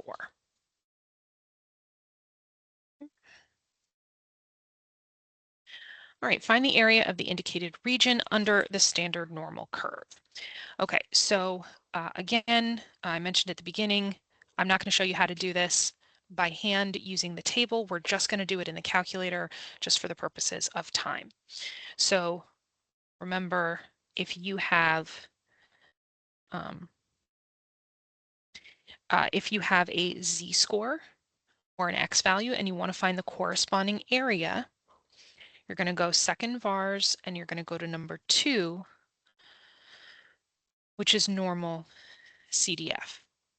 And you're going to give it your lower boundary, your upper boundary, and if you have a z-score here, you're going to leave your mean at 0 and your standard deviation at 1. Right? You would only plug in different values there if this is an x value, not a z-score. Okay? So we're going to go second vars, and we're going to go down to number 2, which is normal CDF. We're going to tell it our lower boundary, our upper boundary, lower boundary of the shaded region, upper boundary of the shaded region. Leave this at 0 and 1. All right, so our shaded region, the lower bound is negative 1.3. Our upper bound is technically that goes on forever. That's infinity. Well, we can't write infinity, can we? So we do 1 times 10 to the 99th. If we're doing negative infinity, that's negative 1 times 10 to the 99th. So you can see the calculator is already prompting me, oh, is your lower bound negative infinity? Well, in this case, no, it's not. It's negative 1.3. But for the upper boundary, I need to type in a really big number. So I'm going to do 1 times 10 to the 99th. And then again, you leave your 0 and your 1, and it calculates that area for you, which again, round to the correct number of decimals. Okay. If you want a recap on how to look these values up in the chart in the back of the book, you can either refer to the test review that we did that covered this, because we definitely do many of those by hand, or you can reach out to somebody at the ASC to go over that with you. Okay, provide an appropriate response. Use the standard normal table to find the probability. All right, the lengths of pregnancies of humans are normally distributed with a mean of 268 days and a standard deviation of 15 days. Find the probability of a pregnancy lasting less than 250 days. Okay, so let's draw a picture of what's happening here. We have a mean of 268. Okay. They want the probability of it being less than 250. Well, 250 is to the left of 268, so it's over here somewhere, right? So we have an X value of 250, and they want the probability that the pregnancy is less than that it lasts fewer days, that it's over here. So the area under the curve to the left of an X value of 250 is the probability, right? That's what we're looking for. So we're going to do very similar process to what we did last time, right? We're going to do normal CDF, right? Second vars, normal CDF, our lower bound and our upper bound. So our lower bound is down here at negative infinity. Well, we can't type in negative infinity, so we do negative 1 times 10 to the 99th. That's our lower bound. Our upper bound is this X value of 250. Now, we already talked about this, if you have an X value here, you need to be giving the specific mean and standard deviation of this particular situation. If instead of an X value, this was a Z-score, then you would just leave this at 0 and 1, but this is not a Z-score, this is an X value, right? It's a data point. So we need to give it that the mean is 268 and that the standard deviation is 15. Okay. So we go second vars, we go up or down to A. No, we don't. Sorry. I'm still thinking about the problems we were doing before, but we still are in second vars, but we're in normal CDF. Okay, so we're going to leave that at -1 E99, which remember that's the same thing as -1 times 10 to the 99th. Our upper bound is 250, our mean is 268, and our standard deviation is 215. Now, they said use the standard normal table to find the probability. So most likely this problem is going to, you can absolutely do it this way. In fact, it's probably fastest to do it this way. But this problem would most likely come with like a little link or something for you to open up the table that's in the back of your textbook. Again, we can go through that, individually if you want to be shown how to do that. But the calculator, for a lot of things, for like the vast majority of things, it's going to be faster to do it in your calculator. All right. Find an appropriate response. Again, use a standard normal table. All right, so an airline knows from experience that the distribution of the number of suitcases that get lost each week on a certain route is approximately normal, with a mean of 15.5, a standard deviation of 3.6. What's the probability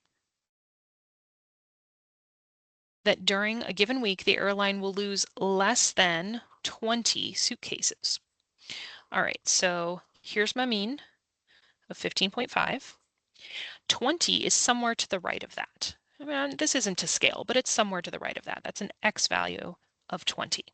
They want the probability that it's going to be less than 20. So we're shading all of this, right?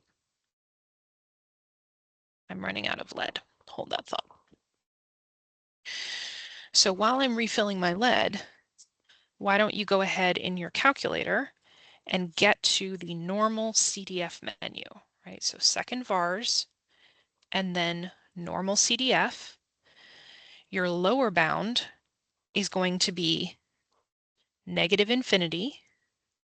Okay, now it works.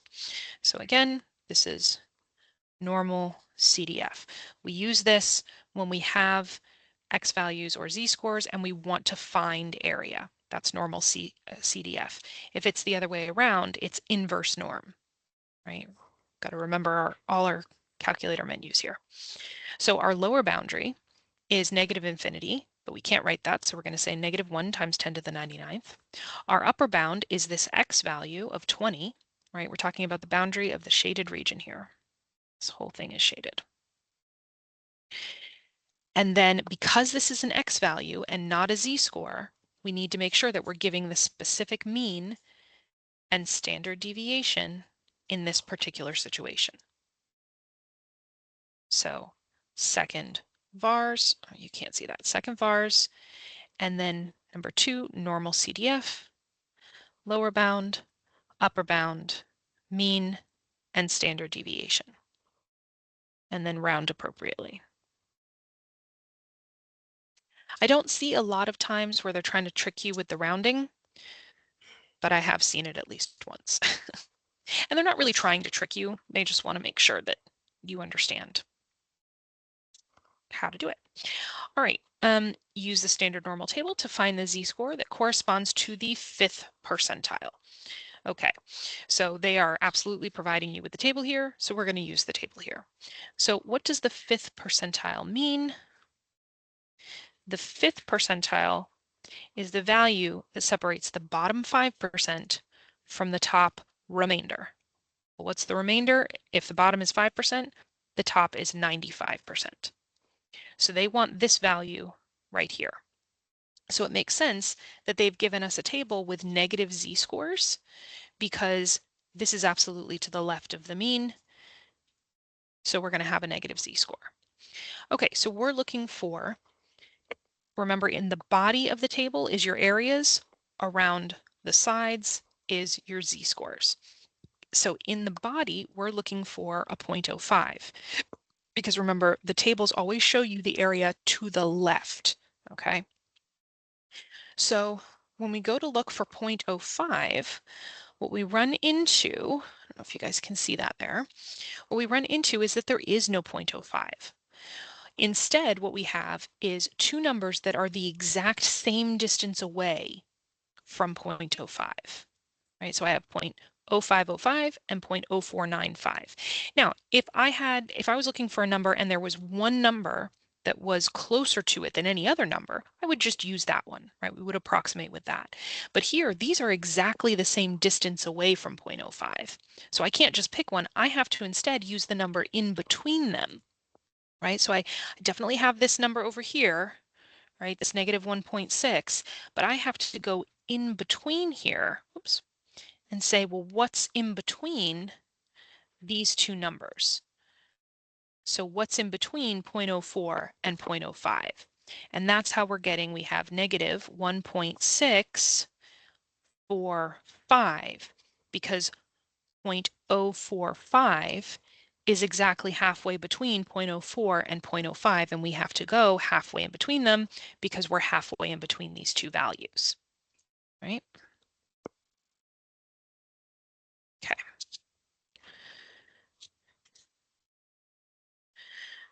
Right, use the central limit theorem to find the mean and standard error of the mean of the indicated sampling distribution. I feel like people forget this a lot. The standard error of the mean. That's this thing right here, this symbol. It's your sigma sub x bar. And that is sigma over your square, over the square root of n. That is the standard error of the mean, right?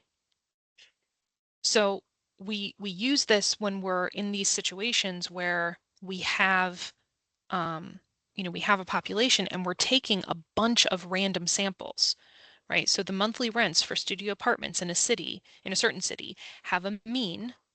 Their mean is 1,030, okay, and a standard deviation of 180, okay? And then we're taking a bunch of random samples of that population. And each of those samples, it has a sample size of 50. So random samples of size 50 are drawn from the population, and the mean of each sample is determined. Round the answers to the nearest hundredth. Right? So we're taking multiple samples of this population, and we're finding the mean of each of those samples. Okay? So they're asking for the mean and the standard error of the mean. So the mean, well, that's just the mean. They gave that to us. So that part's nice and easy, right? But the standard error of the mean, you have to remember this formula, right? So in this situation, our standard deviation, that's 180. And then, oh, I didn't write it down here, but they told us that the sample sizes of all these samples are 50. So we're going to take the square root of 50 in the denominator there, right? So we plug that into the calculator.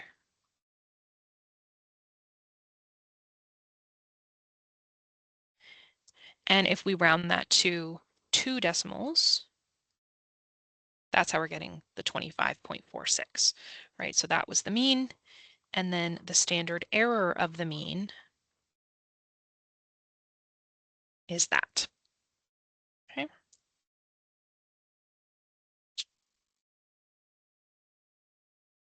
Okay, use the central limit theorem to find the mean and standard error of the mean of the indicated sampling distribution, right? So same process that we did before. The amounts of time employees of a telecommunications company have worked for the company are normally distributed with a mean, let's go ahead and label that, of 5.60 years and a standard deviation of 1.80 years. Random samples of size 13, that's our n, are drawn from the population, and the mean of each sample is determined. round the answers to the nearest hundredth. So again, the mean, that's just the mean, right? So like if you're, again, kind of test taking strategies here, well, we can already rule those out because they don't have the right mean, right? And then we're going to plug the numbers into our formula to say, okay, well, what's my other value? Because it's either going to be this or this, right? So we do our 1.8 divided by the square root of 13. And that's how we're getting point. If we take that and round it, we're getting 0.50, right? So that's how they're getting B. So don't forget this formula.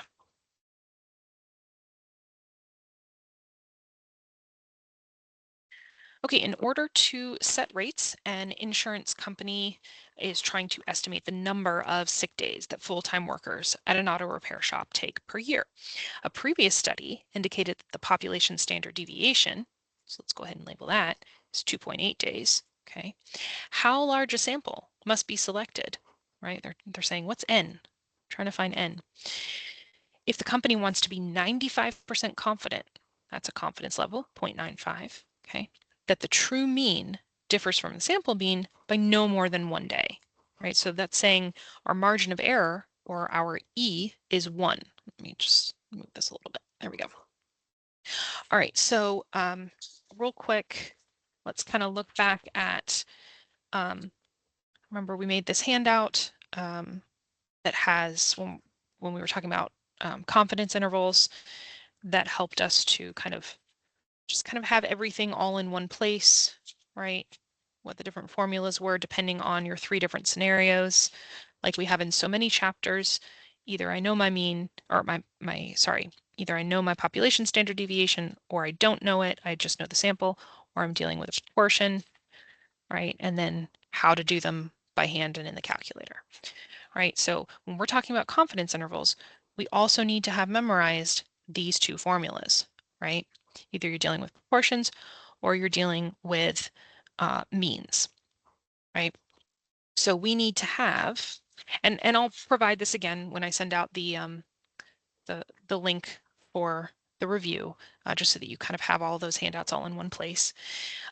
So we have our formula here. Our formula is our z-score, or you can think of it as like your z alpha halves, times your population standard deviation all over your margin of error, and that whole thing is squared. Okay. All right, so the z-score is based on the confidence level, right? So quick reminder of what's happening here. If I have a confidence level of 0.95, that means my area in the center is 0.95, right? And so if I'm doing this in the calculator, I don't even need to think about the whole, okay, well, if this is 95, then both of these together are 5%, which means each of them is 2.5%. So since I'm looking for that z-score, the area to the left of that is going to be 0.95 plus 0.025. That's going to give me 0.975, and that's what I'm going to look up in the table. You don't even have to do that because your calculator, and we just talked about this in a couple problems ago, if you have an area and you're trying to find the z-score, that's inverse norm, right? So you're going to go second, vars, and then you're going to go down to number 3, inverse norm, and your calculator gives you the option of saying whether this area is on the left, the right, or in the center. So we don't need to do this if we're doing it in the calculator because we can just tell it, oh, that 0.95, that's just in the center. So we're going to say 0.95. Again, we're looking for a z-score, which means we have to leave our mean and our standard deviation as 1. And this is the area in the center. So if center is not highlighted, you've got to highlight it. Okay, so it's going to give us both of these values, right? Because we told it was in the center, but we're always going to take the positive one.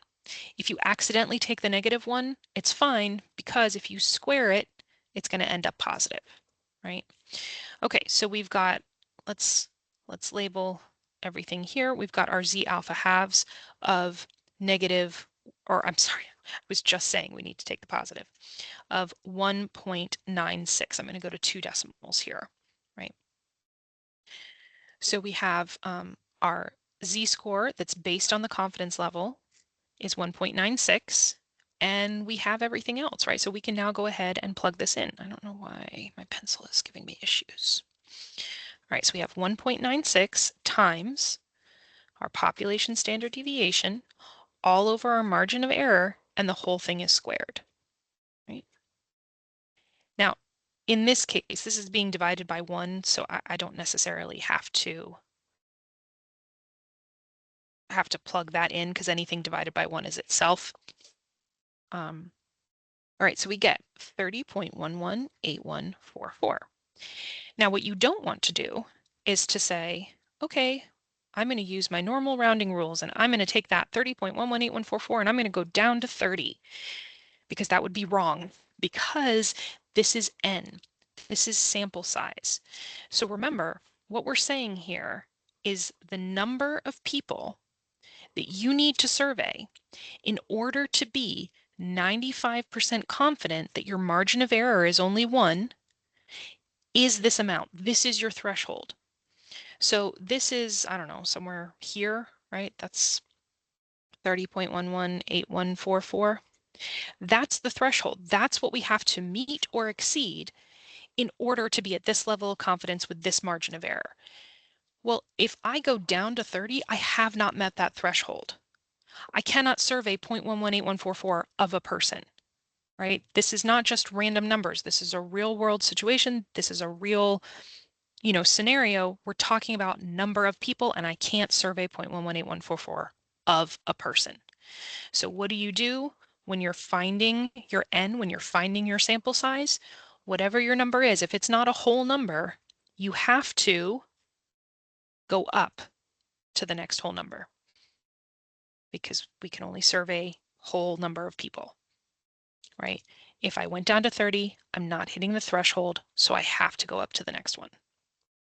Now, in this particular problem, they're not tempting you with 30, right? There's no 30 written here, but I have absolutely seen ones where they have both 30 and 31 because they want to make sure that you know that you have to go up to the next whole number.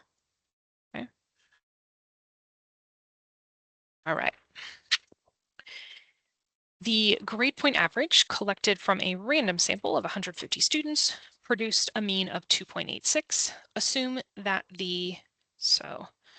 produced a random sample, start labeling things, of 150 students. That sample produced a mean, so that's a sample mean of 2.86. Assume that the population standard deviation is 0.78. Construct a confidence interval for the population mean if your confidence level is 0.98.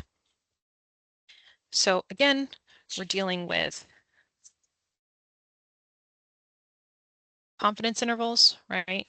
We know our population standard deviation. So we're going to use our formulas and plug things in by hand, or we're just going to have the calculator do it, right? If we're doing it by hand, we find our margin of error, and then we add and subtract it from the mean and say that the true population mean is somewhere between those two values. But we're just going to do it in the calculator, right? Confidence, let me make sure you guys can actually see that. The confidence interval, right? We're just going to have the calculator do the whole thing for us. We know our population standard deviation, so we're just going to do that. Okay. So again, this is the mean is somewhere in between, the true population is somewhere in between the sample mean plus the margin of error and the sample mean minus the margin of error. So we're going to go to stat. We're going to arrow over to tests. And we're going to go to, what was it, 7? Stat. Arrow over to tests. And there it is, down to 7. Because if we know our population standard deviation, we're using a z-score. If we don't know our population standard deviation, we're using a t-score. And if it's a proportion, we are using a z-score, but it's a different menu for proportions. So that was 7, which was stat tests 7, a Z interval, because we're making a confidence interval. So you're looking for that word interval. Okay, so let's plug in everything that we know. So our population standard deviation is 0.78. Our sample mean is 2.86. Our sample size is 150, and our confidence level is 0.98. And there we have it. So you can absolutely write it like this, right? Like it has written here, but I think it's a little bit more sort of descriptive and kind of reminds you of what you're actually doing if you write it out like this, right? The true population mean is between 2.7, I'm sorry, we can say with 98% confidence that the true population mean is somewhere between 2.71 and 3.01. Right, that's how we interpret that.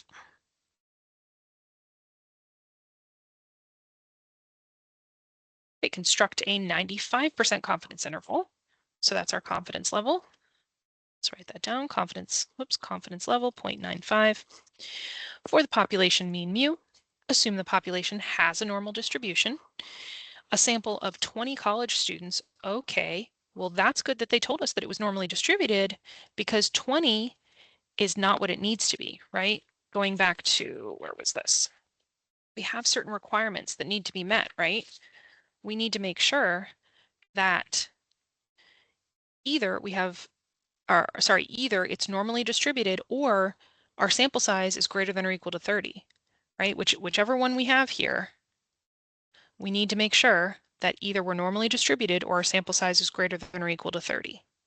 So it's okay that our sample size isn't greater than or equal to 30 because we are normally distributed. I mean, it's great if it's both of those things, but it's got to be at least one of them. Okay. All right, so sample of 20 college students. That sample had a mean of 3120, and that sample standard deviation was 677. So we don't have a population standard deviation, we have a sample standard deviation. Right, so instead of a z-score, we're going to be finding a t-score. So this is a different menu. So it's located in the same place, but it's right next to it. So this is a test, but we're going to go down to 8, which is a t-interval, right? Because we don't know our population standard deviation. So you're going to go stat, go over to test, but down here at number 8 is where you see t-interval. Right? And you can see it's asking you for your S. It's asking you for your sample standard deviation, not your population. Because only if you have a sample and not a population standard deviation is when you would use a t-score. All right, so we're going to plug in what we know.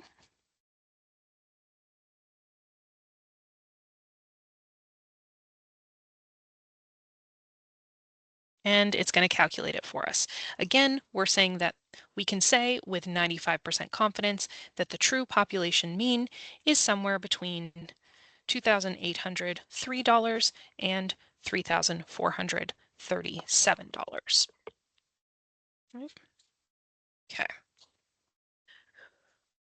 All right, construct a 95% confidence interval. So our confidence level is 0.95. For the population mean, assume the population has normal distribution. Random sample of 16 fluorescent light bulbs. Again, our n is less than or equal to 30, but that's okay because it's normally distributed. And that sample has a mean life, so that's a mean sample mean of 645 hours, and that sample produced a sample standard deviation of 31 hours. So again, we're going into that same menu, stat test t interval, stat tests number 8 t interval, and we're going to fill in what we know.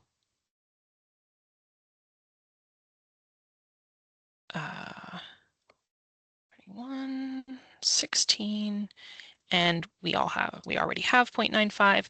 So again, what we're saying here is that we can say with 95% confidence that the true population mean is between 628.5 and 661.5 when we round to 1 decimal.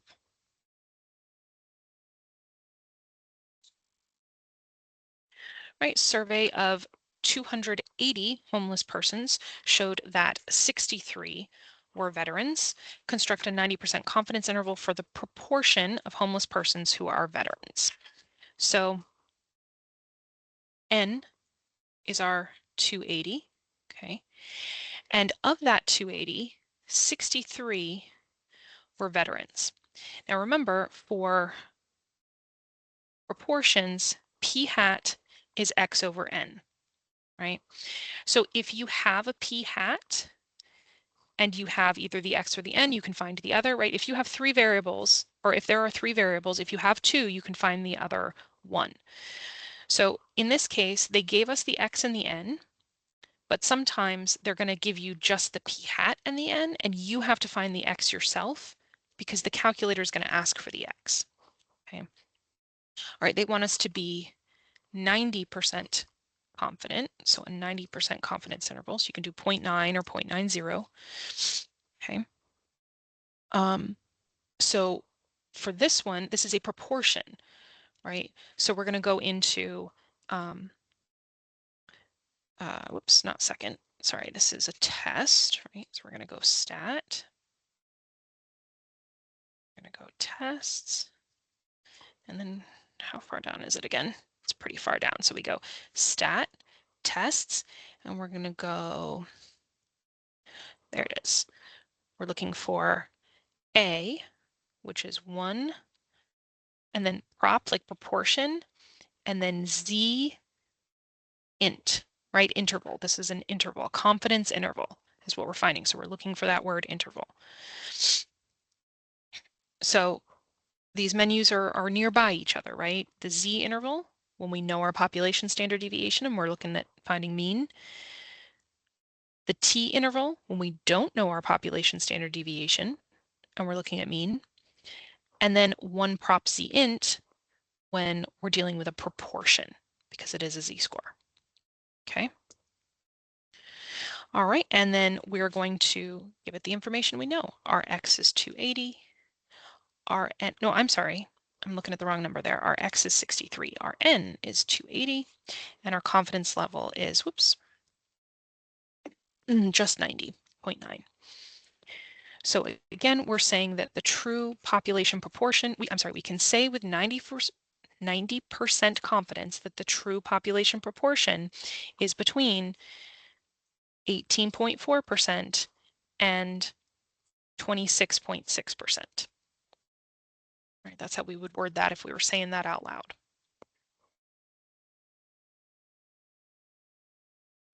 Right, a researcher at a major hospital wishes to estimate the proportion of the adult population of the United States that has high blood pressure. How large a sample is needed? What's our N, right? Looking at an N formula in order to be 98% confident, okay, that the sample proportion will not differ from the true proportion by more than 3%. Now, they gave us an error as a percentage. We need to make sure that we're writing it as a decimal, right? So you just need to be careful with that. Your margin of error, if it's a percent, write that as a decimal. Don't write that as 3, write that as 0.03, okay? All right, so we go to look at our formula. You'll notice that when we're dealing with the proportion that I'm supposed to have a p hat and a q hat, right? Well, they didn't give us that. That's okay because if your p hat is unknown, you can assume that it's 0.5, right? Okay, so let's go ahead and write our formula and let's make sure that we have everything that we need to plug into it.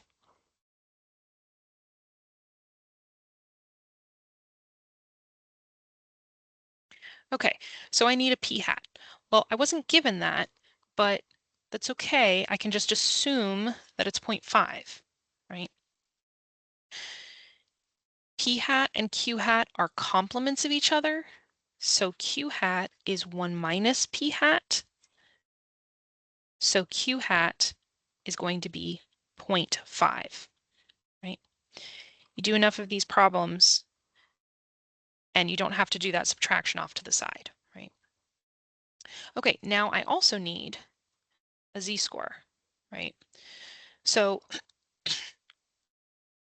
remember that your z-score is based on your confidence level, right? So my confidence level was 98%. So 98% is right there in the center. I'm looking for that z-score, right?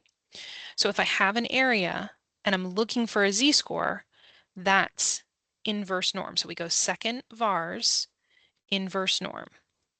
So this area is 0.98. Since I'm looking for a z-score, I leave this at 0 and 1. And again, I want to make sure in this particular case, when you're dealing with confidence levels, that's the area in the middle, right? So that's the center.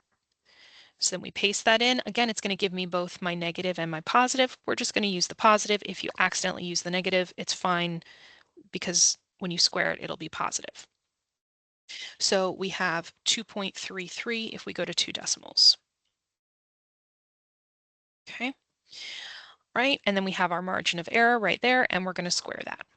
Okay, so let's plug everything in. Just to keep it looking a little bit neater, I'm going to put it in parentheses, but you don't have to put it in parentheses when you plug it into the calculator, except for this fractional part. I would do that in parentheses because that whole thing has to be squared. Right, so we're going to do 0.5 times 0.5 times this fraction squared. Whoops, not squared. Square.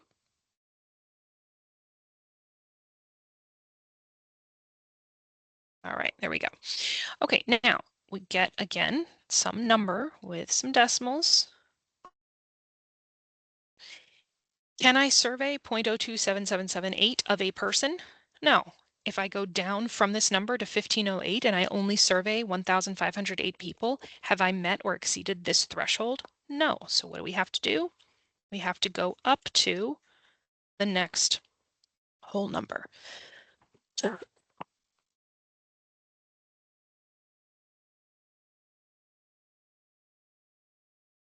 that's how we're getting the 1509. Okay, a researcher wishes to estimate the number of households with 2 cars. How large a sample is needed in order to be 99% confident? What's N? Confidence level. Keep forgetting to write the L. Confidence level 0.99. In order to be 99% confident that the sample proportion will not differ from the true proportion by more than 3%. So my margin of error is 3%. But then it says a previous study indicates that the proportion of households with 2 cars is 18%. So they're giving us a p-hat. So again, q-hat is the complement of p-hat.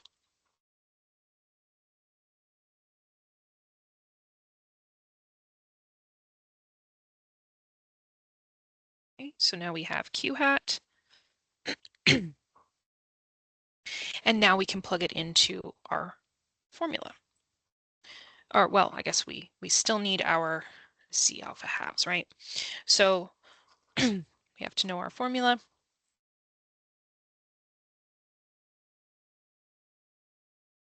All right, so again, if I am 90, we're looking at a 99% confidence level. We're going to inverse norm that. So we're going to second vars, number 3 inverse norm, to say what's the corresponding z-score if I have 99% area in the middle, in the center. Okay, again, we're going to take this positive z-score as opposed to the negative, sorry, you can't see that, this positive z-score as opposed to this negative one, and we're going to round that to, oh, you know what? I've done this problem before, and what's funny is that you're going to find that if you go to 2 decimals here, you're going to get a slightly off answer, that if you were taking this test, you would still select this answer. You would say, that's close enough. It's not exact, but it's close, so I'm going to select that. But what you're going to find is that if you use the table in the back of the book to look up this area, then and use that number that it provides, that's the only way to get the exact right answer. So for this particular problem, just because I've done this one before, we're not going to do the calculator. Again, if you did do the calculator, you would still get something that would lead you to this, like it would be close to this, but you might get confused to say, well, why aren't I getting exactly the right answer? So I've seen some problems where you get exactly the right answer if you use the calculator value, and I've seen some where you only get exactly the right answer if you use the if you use the table in the back of the book. Now, conveniently for us, this confidence level, this 0.99, is a very common one. So we don't have to go looking in the body of this table for it, because down here at the bottom of this, it says, hey, here's some common critical values, right? If you have a level of confidence of 0.99, just go ahead and use this C-score, right? 2.575. It's not the exact value, but they're saying, go ahead and use this. So that's what we're going to use here, okay? We're going to use the 2.575. So we're not going to inverse norm it. We're going to say in the back of the book, they gave us 2.575, and this is going to give us the exact right answer. All right, so now we have every element that we need to plug into our equation. So we have our p hat of 0.18, our q hat of 0.82, 2.575, our margin of error. Again, if your margin of error is a percentage, make sure that you're writing it as a decimal and not a whole number. And then we're going to plug that in.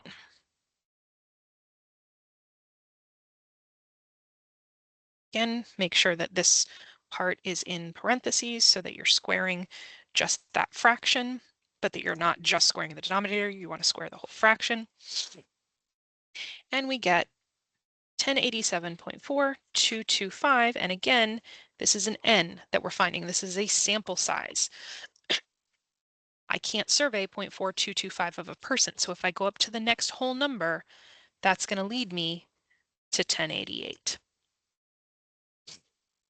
Okay. And just to clarify what I was talking about before, if I do that, but instead I use the value that I got in the calculator, which was, I think it would round to that, you get a slightly different number where I would take this and I would go to 1089. Well, that's not an option, right? And you might get confused here and you might say, well, wait a minute, I thought that the N I'm supposed to round down. That's because you're only going to get the exact right answer if you use the number you get from the table. But that is not, excuse me, that is not the case for every problem, like I said. So if you ever have an issue with that, just reach out to your instructor and say, hey, I used this method, but maybe you got the question wrong. Don't hesitate to reach out to them and they can take a look at the work that you're showing them. You shouldn't really run into that issue too much though. Or if you run into it like this problem, it's going to be, okay, well, it's close enough that clearly it's not like I'm being asked to choose between 1088 and 1089, right? Okay, a brewery claims that the mean amount of beer in their bottles is at least 12 ounces. Determine whether the hypothesis test for this claim is left-tailed, right-tailed, or two-tailed. Okay, so let's talk about a few things. So first of all, when you're dealing with these, and we've been through this when we did the test review, first thing you're going to do is you're going to write out your claim. They're claiming that the mean amount of beer in their bottles is at least 12. At least means greater than or equal to. Okay, and your book does have a table in it of common phrases and what that equates to in symbols. So if you're having trouble translating from the English to the math, go ahead and look at that table. I think it's in the first section of that chapter about how to go from the English to the math. All right, so we've written out our claim. Now what we're going to do is we're going to say, okay, did they just give me the null hypothesis or did they just give me the alternative hypothesis? So remember that the null hypothesis always has some type of equality in it, whereas the alternative hypothesis has what they call strict inequality, meaning that there's no type of equality anywhere in it, just inequalities, okay? So write down your claim and then say, okay, what did they just give me? They just gave me something that had an equality in it, So that means they gave me a null hypothesis. So I'm going to go ahead and write that in the null place. And I'm going to remind myself right here for later on in the problem, if this was the problem where we were doing the whole thing, I would need to be reminded of that. So now that I've filled in one, now I have to fill in the other one with the complement of it, right? So the complement of equals is not equals. The complement of greater than or equal to is less than. The complement of less than or equal to is greater than, right? Each of these are complements of each other. So if I have greater than or equal to, the complement of that is less than. So my alternative hypothesis is that the mean is less than 12, okay?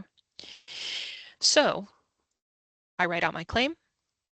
I say, okay, did they give me a null or an alternative? I write it in. I find out the other one, whichever one it may be. Then I'm going to draw a picture of what I have based on the alternative hypothesis, right? If it's left-tailed, right-tailed, or two-tailed is always determined by your alternative hypothesis. So let's take a look at what the options are. If you have less than, then you have a left-tailed test. Okay. If you have greater than, then you have a right-tailed test. And if you have not equal to, you have a two-tailed test. Okay. Remember, this is always based on your alternative hypothesis. Okay. All right, so our alternative hypothesis is a less than symbol. So that means we are left-tailed. And that's all they're asking for this one. Right. Okay. Right. The dean of a major university claims that the mean time for students to earn a master's degree is at most 5.6 years. If a hypothesis test is performed, how should you interpret a decision that fails to reject the null hypothesis? Okay, so let's start at the beginning. What was the claim? The claim was that the mean was at most 5.6. At most means less than or equal to, right? Okay, that's my claim. Then we say, okay, did they just give me a null or an alternative? This has an equality in it, which means that it is a null. Now, we had two in a row where what they gave us was the null. That's not always the case. They're just as likely to give you the alternative as the null, right? Just so happens that two in a row were the null. And that's the claim. So now I need to write the complement to that. So that's going to be greater than 5.6. And again, just out of habit, let's remind ourselves if this is greater than, that means this is a right-tilde test, right? Okay, so now let's talk about if we get to the end of the problem, right? If the hypothesis test is performed, how should you interpret a decision that fails to reject the null hypothesis? Okay, so that's when you're going to look at your chart. Okay, so you need to know if you rejected the null or failed to reject the null, and you need to know if your claim is the null or if your claim is the alternative. Okay, so they're saying fail to reject the null. And then we have to remind ourselves, okay, was my claim the null or the alternative? We say claim was, and then we look to here and we say, okay, claim was the null. So we're going to say if we fail to reject the null and the claim was the null, so if we fail to reject the null and the claim is the null, the way that we word this is that there's not enough evidence to reject the claim, right? It's not enough evidence to reject the claim. Right? So there is not sufficient evidence to reject the claim. Right? So you can see all the different ways that this could potentially be worded, but this is how you have to word it based on these two things, right? Based on if you're rejecting or failing to reject, and if your claim is the null or if your claim is the alternative. Now, how do we determine if we're rejecting or failing to reject? We use the decision rule. We compare our p-value to our alpha. Okay, so we're going to do a couple problems that do that, so I'm not going to do that here. I mean, we don't even have a p-value here. All right. Yeah. Okay, what are the two types of hypotheses used in a hypothesis test and how are they related? Well, we already talked about that when we did that, right? This one, that's your null. This one, that's your alternative. I always emphasize the little tail on the A because otherwise I think the 0 and the A look similar. And so, yeah, we already talked about this, the null and the alternative, and they are complements, right? All right, use the given statement to represent a claim, write its complement, and state which is the null and which is the alternative. Okay. So they're saying, all right, your claim is that the mean is less than or equal to 497. Okay, great. So now we're going to say, okay, did they give me a null or did they give me an alternative? This has some type of equality in it, so that means they gave us a null. So we're going to write its complement, which is the alternative. Okay. So find the complement of the claim. That's going to be, right, the greater than. And then which is the null, which is the alternative. We've already written that. Null is what they gave us. Alternative is its complement. Okay. So remember, your null has these symbols. Your alternative has these symbols. So comma. Okay. All right, given that the null is this, that the mean is greater than or equal to 18, and a p-value is equal to 0.047, do you reject or fail to reject the null at the 0.05 level of significance? Okay, so they're giving us a mean is greater than 18. I'm sorry, this is the null. Right? They're giving us that our p-value is equal to 0.074. Okay. And they're telling us that our alpha, or our level of significance, is 0.05. Actually, I'm going to write that right underneath the p-value because we're going to be comparing our p-value and our alpha. Right? Remember, alpha is the level of significance. Level of significance is alpha.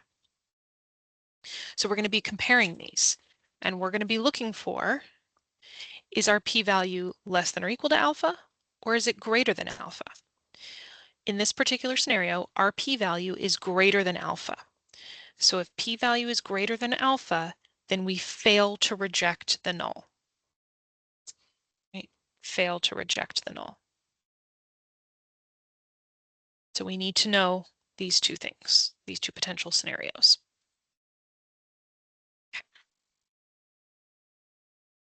All right, so now we've got one where we're going to do the whole thing. So test the claim about the population mean at the particular level of significance. Assume it's normally distributed. Okay, claim. The claim is that the mean is greater than 20. Okay, did they just give us a null? Before I even look at anything else, I'm going to do this part right here, right? Did they give me a null or did they give me an alternative? They gave me an alternative. Mean is greater than 20. That was my claim. Okay, now I'm going to fill in the other one, which in this case is the null, with its complement. Okay, I'm going to remind myself that what type of test I have, right-tailed, left-tailed, two-tailed, and that's based on my alternative hypothesis. This is greater than, so that's a right-tailed test. Okay. All right, now we can go and talk about everything else. Okay, they gave us an alpha, a level of significance of 0.05. They told us that the population standard deviation is 1.2. And they gave us some sample statistics that the sample mean is 20. And the sample size, n, is 50.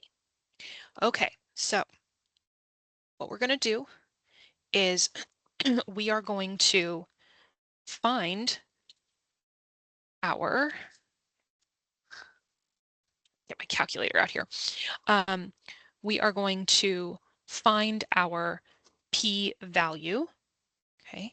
We know our population standard deviation. Oh, so this might be, again, this is one of those things that I'll give you guys.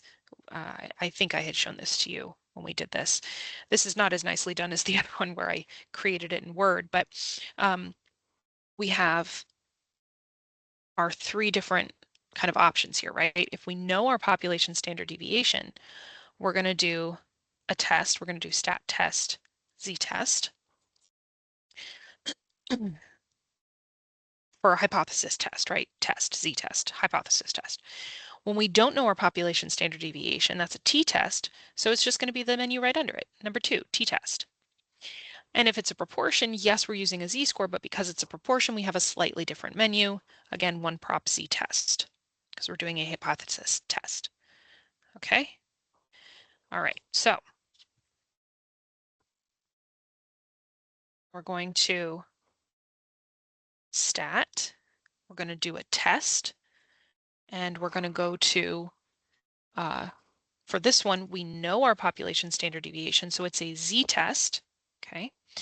We're going to plug in everything that we know. Now, this first number here, this is the number associated with your null hypothesis, okay? Now, whether it's the null or the alternative, it doesn't matter. It's the same number here, right? So you're going to plug that in. Your population standard deviation, again, let's say you accidentally select the wrong menu. This is your cue. Like if you don't have a population standard deviation, if you only have a sample standard deviation, you come in here and you're like, oh no, they're asking for sigma. Well, I don't have sigma, I only have S. Okay, I'm in the wrong menu. Let me go back and go into the correct menu. So you can kind of check yourself, make sure you're doing the right thing there. All right, our sample mean is 20. Our sample size is 50. And down here, don't get confused about this. This is your alternative hypothesis, right? You're telling it what type of test you have. Is it right-tailed, left-tailed, two-tailed? This is based on your alternative. I think people get confused because it looks like it's a null, but that's like in comparison. Just what's down here is the symbol that you use to tell you what type of test you have. And what type of test you have is based on your alternative, always. The type of test you have is based on your alternative. Another way that you can like not get confused is if you're like, oh, okay, I'm going to use the symbol from null, which is incorrect. But when you go to look at that, you say, hey, wait a minute, that symbol's not even showing up here as an option, right? The only options that you have there are the symbols that get used in your alternative hypothesis, not in your null hypothesis. Okay, so we're going to arrow over to ours, which is greater than, okay? And we're going to have it calculate everything for us. Now, if we were doing this by hand, again, if you want to see it by hand, go watch the review session for the chapter test. But for the final exam, we're just showing you, excuse me, in the calculator. Did I plug everything in correctly?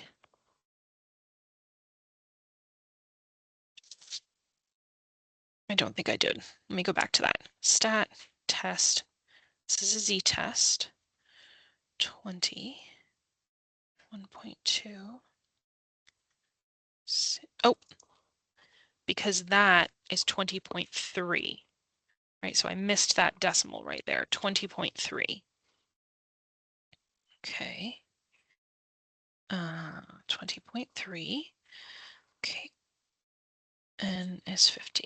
And it's greater than. Okay. Okay, there we go. So just be careful. Don't make that mistake that I did, right? Make sure you're taking your time, plugging the numbers in.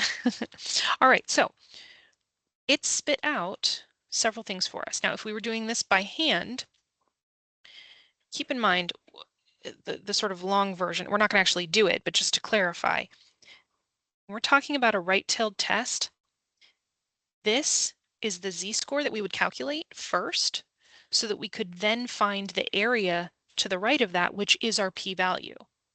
We need our p-value to compare to our alpha to determine if we reject or fail to reject, and then we use that along with whichever one of these was our claim to determine how we word our answer. Just a second.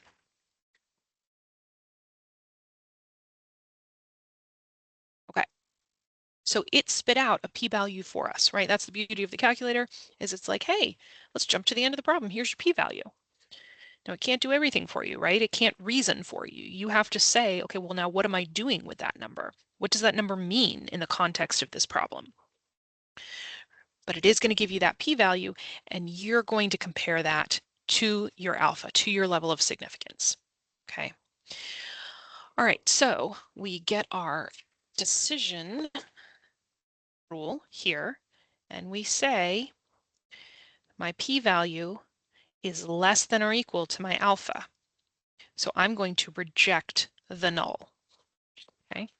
All right, so we are rejecting the null. And now we're going to remind ourselves, okay, which one of these was our claim again? We say claim was, and then we go back and we say, okay, this time the claim was the alternative. So we're rejecting the null and the claim was the alternative. And you know what? We don't even have to take a minute here to say, okay, how exactly would I word that? Because if we're taking this test, we're trying to save as much time as possible, and we realize that only one of these answers rejects the null. That's the only one that rejects the null. So that's our answer. But if they had multiple ones that rejected the null, and it was, how is this worded? Then we would say, okay, I'm rejecting the null, and my claim was the alternative, so there is enough evidence to support the claim, right? There is enough evidence to support the claim, and we do want to specify at what level of significance, which in this case was 5%. Okay.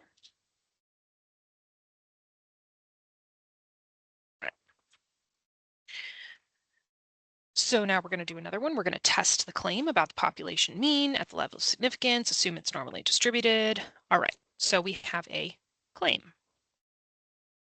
The claim is that the mean is not equal to 42.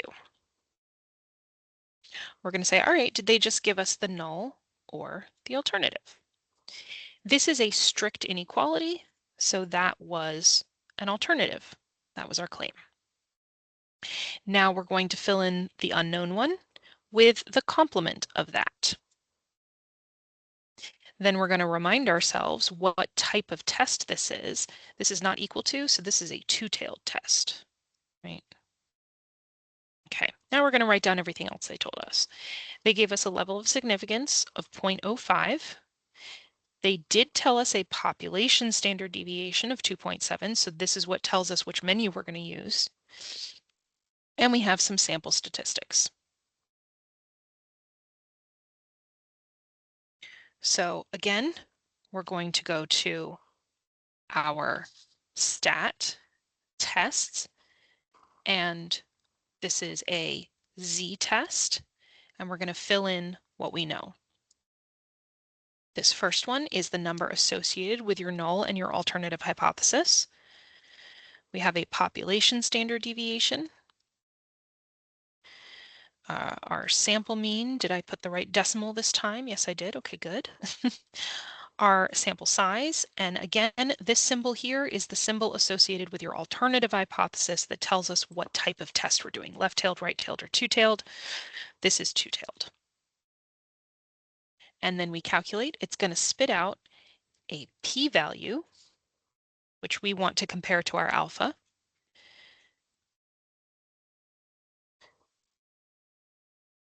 Okay, I must have plugged something in wrong yet again. 42, okay, 2.7. 41.1, not 4.1. That's quite a difference there. All right, let's try this again. There we go, that makes more sense. All right, so you see how you're catching yourself, right? You're saying, does what the calculator gave me make sense in the context of the problem? No.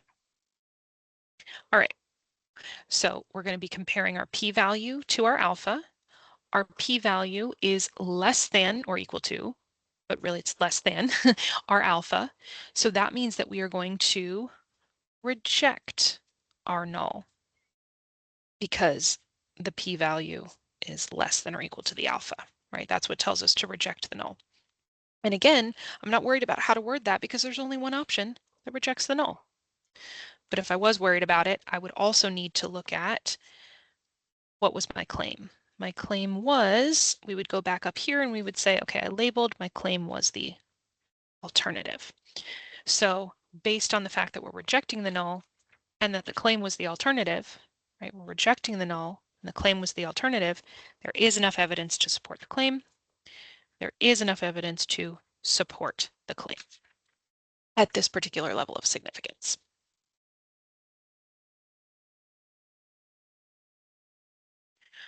All right, find the standardized test statistic for a sample. And here they're reminding you, hey, in case you couldn't tell, this is going to be a t-value. So they're just coming right out and saying it.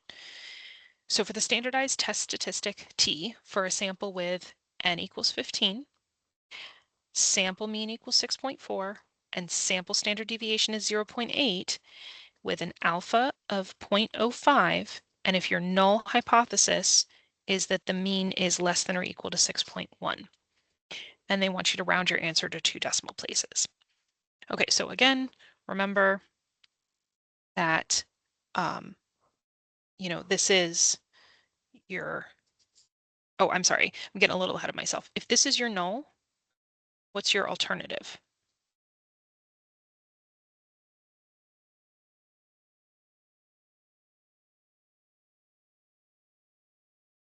So mean is less than or equal to 6.1. It's like, why does that look wrong? Because the alternative, the complement is greater than, right? So this is a right-tailed test.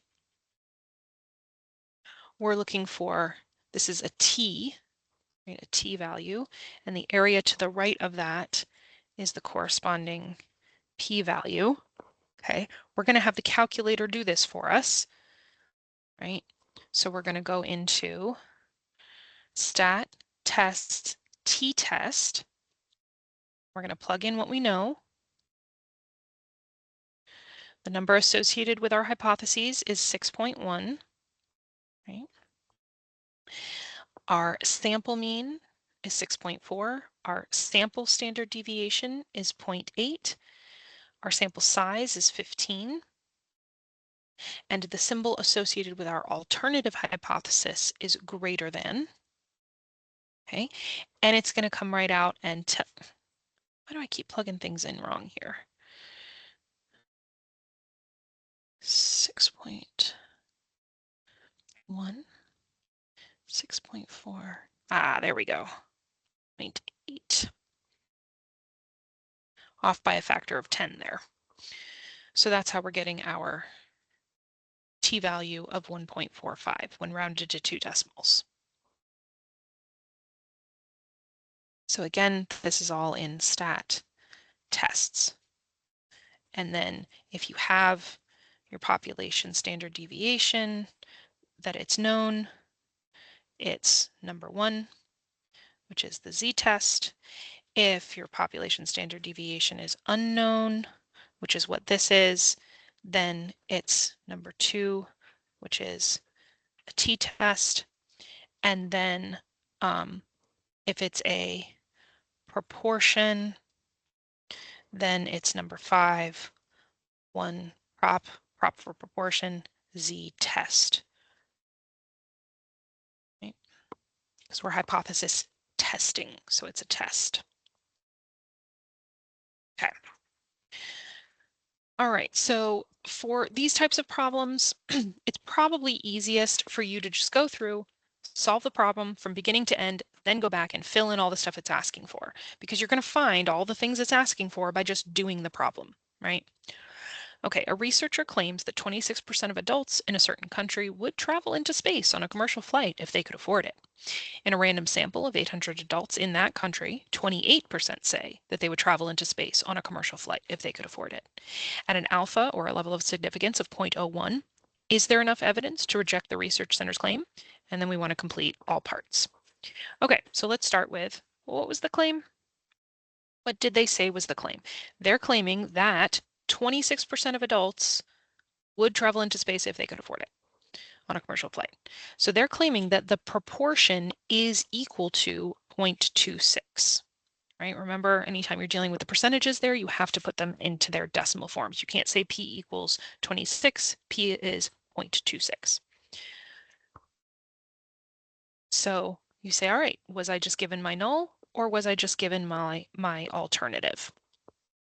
So this has some type of equality. So this is a null. That's our claim. Our alternative is the complement of that. And we say what type of a test we have based on the alternative hypothesis. This is a two-tailed test because it is not equal to. Okay, so now let's start writing out some of the other things that they're saying. So they're saying in a random sample of 800 adults, so N is 800, 28% say that they would travel into space if they could afford it. So that sample proportion is 0.28. Okay, so keep in mind, P hat is X over N. So when we go to do this in the calculator, it's not asking for P hat, right? It's asking for X and N. So we have to tell it what is X. We weren't provided X. We have to find out what X is because that's what the calculator needs, right? So the sort of intuitive way of doing this is saying, well, if 28% of 800 people said they would do this, how many people is that? Well, all I have to do is take 28% of 800, right? I'm saying what is 28% of 800? So, whoops. So I say 0.28 times 800, right? Because that's 28% of 800, and that's how many people would have said that. However, if that's not really intuitive for you, if you're having trouble remembering what you're supposed to be multiplying by, you can always just default to the standby of, I have an equation with 3 variables, I've been provided with 2 of them, I can find the third, right? So I'm going to plug in this equation with what I know. I know P hat is 0.28, I don't know X, I know N is 800. And then I'm going to solve this equation for the unknown variable. I want to solve for X. X is being divided by 800. How do I get rid of division? I multiply. What I do to one side of the equation, I have to do the exact same thing to the other to keep it balanced. Multiplying and dividing by the same thing cancels out, and I get just X. And over here, I get the same thing that I did here, right? 800 times 0.28. The commutative property of multiplication says it doesn't matter which one goes first, right? 800 times 0.28. The order doesn't matter either way. I'm getting that X is 224, okay? All right, so what else did they give us? At an alpha of 0.01, so a level of significance of 1%, is there enough evidence to reject the research center's claim? Okay, so again, we're going to do this in the calculator. We're going to have it do everything for us. Well, not everything. It can't reason for us. So we're going to go stat, test. This is a proportion, so we're going to go down to number 5, which is one prop for proportion, z-test. All right, so the number associated with our null hypothesis is 0.26. Our X value we found was 224, right? Our N was 800. The symbol associated with our null hypothesis was not equal to, and now we calculate. All right, so it's going to ask us in this problem for the z-score, which if rounded to two decimals is 1.29. But what we really need is the p-value, which is 261. I can't fit that on there, but it doesn't really matter because the whole point of the p-value is to compare it to the alpha, which is 0.01. Also, you'll notice that it does spit you out the p-hat as just like an extra, hey, here's this value if you didn't already know it. Okay, well, thank you, but we did know it. Okay, so we've got our p-value. We need to compare that to our alpha. So is 0.197 blah, blah, blah greater than or less than 0.01? It's greater than, so we're going to fail to reject the null. So fail to reject the null. Then we also need to remind ourselves what was our claim. So we say claim was In this case, it was the null. So we're failing to reject the null, and our claim was the null. So how are we wording our answer? If we fail to reject the null and our claim was the null, there's not enough evidence to reject the claim. Not enough evidence to reject the claim. So there is not enough evidence to reject the claim, right? And we failed to reject. So now we go back through and we say, okay, now let me fill everything in with what it asks for, right? We had our p-value. Okay, we found our z-score. Again, the z-score is what's separating your shaded from your non-shaded region. So we have positive 1.29 and negative 1.29, but we just use the positive one, right? It's asking us to say, okay, what was your null? What was your alternative? We already did that. It's asking us to restate what the actual claim was, right? What's the claim? The claim was 26% of adults in the country would travel into space on a commercial flight if they could afford it, right? Okay.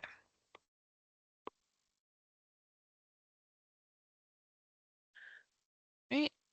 And last three questions. The data below are the number of absences and the final grades of 9 randomly selected students from a statistics class. Calculate the correlation coefficient R. So again, to put these, so this is going to be L1 and L2. I'm saying again because I feel like we just did the review for this topic. Because we just did it, what, Tuesday? So you're going to go into stat, you're going to go into edit, you're going to put these into L1 and L2, right? Then we're going to go to stat, we're going to go to tests, and we're going to go all the way down to F as in foxtrot for linear regression t-test. Okay, so you got to remember where that is. And we're looking for R. Okay, so we're going to put, remember your X's are always your L1 and your Y's are always your L2. Okay, so we're going to go to stat, edit, and we're going to plug these in. Now, do I have this anywhere? I don't know that I do. I think I deleted it. Yeah, I don't have this. That's fine. I'm going to clear these two lists so that I can put that in.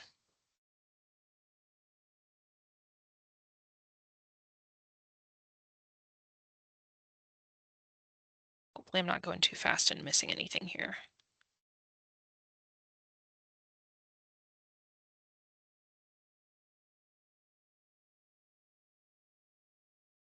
Okay, so I'm going to go to stat, tests, and all the way down to F. So I'm actually going to scroll up because it's near the bottom, F linear regression t-test. Okay, so I need to make sure I've told it which list to look at, L1 and L2. You're going to leave that alone. You're going to leave that alone. And you can get through this class also leaving that alone. I forget if I talked about that. I think I did.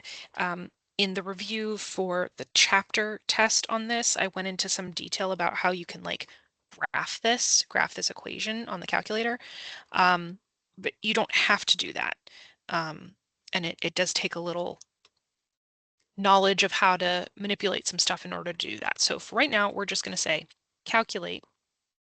We're going to arrow down because we are looking for the R value. So this R value is negative, if we go to 3 decimals, negative 0.991. That is a really, really strong negative correlation, right? They're trying to get you to see that the number of absences and the grades have a very strong correlation, and it is a negative correlation, right? Like if you were to say, like X is your absences and your final grades, it's saying there's a really strong negative correlation, right? The more absences you have, the lower the grade is. Life lesson there. All right. 58, which value of R indicates a stronger correlation? And they give us 2 values. So what you have to remember here is that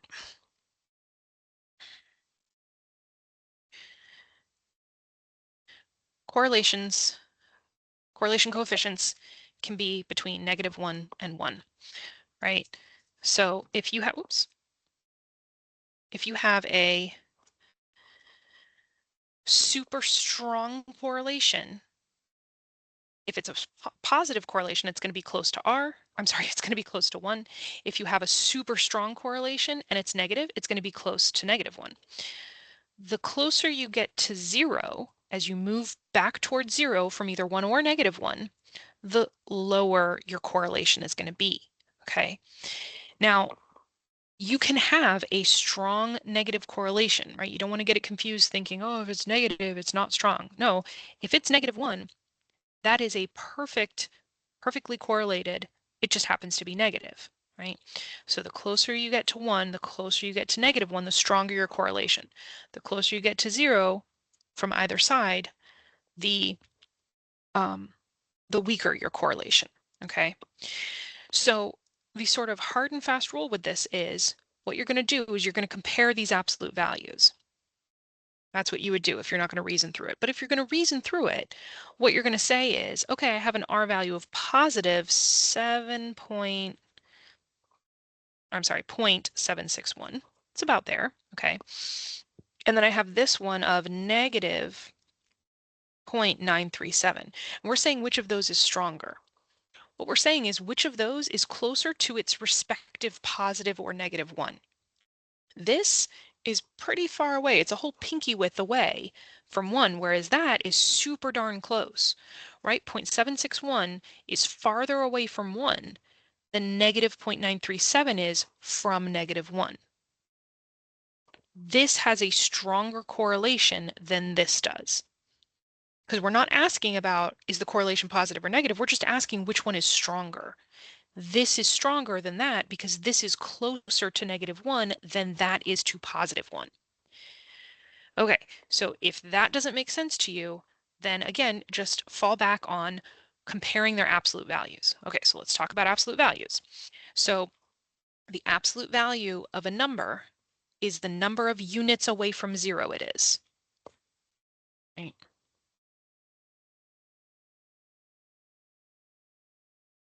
Absolute value is worried about distance, not direction. If I'm at 0 and I want to get to 3, we say, how many units did I travel? I traveled 1, 2, 3. Doesn't matter that I traveled to the right or to the left, I traveled 3 units. If I'm at 0 and I want to get to -3, how many units did I have to travel? I had to travel 3. It didn't matter that I had to travel to the left, I just had to travel 3. So the rule with absolute values is you take what's inside of the absolute value and make it positive. If it's already positive, great, fine, wonderful, just leave it positive. But if it's not positive, make it positive, okay? So we're going to compare the absolute values of these two, right? So we're going to say the absolute value of 0.761, and we're going to compare that to the absolute value of 0.937. It's positive, fine, great, leave it positive. If it's not positive, make it positive. And then which one of these is bigger, right? Which one of these is closer to 1? This one is, right? So a correlation coefficient of negative 0.937 represents a stronger correlation because its absolute value is greater than the absolute value of the other one, right? Okay, in order for applicants to work for the Foreign Service Department, they must take a test in the language of the country where they plan to work. The data below shows the relationship between the number of years that applicants have studied in a particular language and the grades they received on the proficiency exam. Find the equation of the regression line for the given data. Okay, so we've got an X and a Y. This is our L1 and our L2. All right, so let's go ahead and plug these in. Stat, edit. Again, I'm going to clear my lists here so that I can put in fresh values.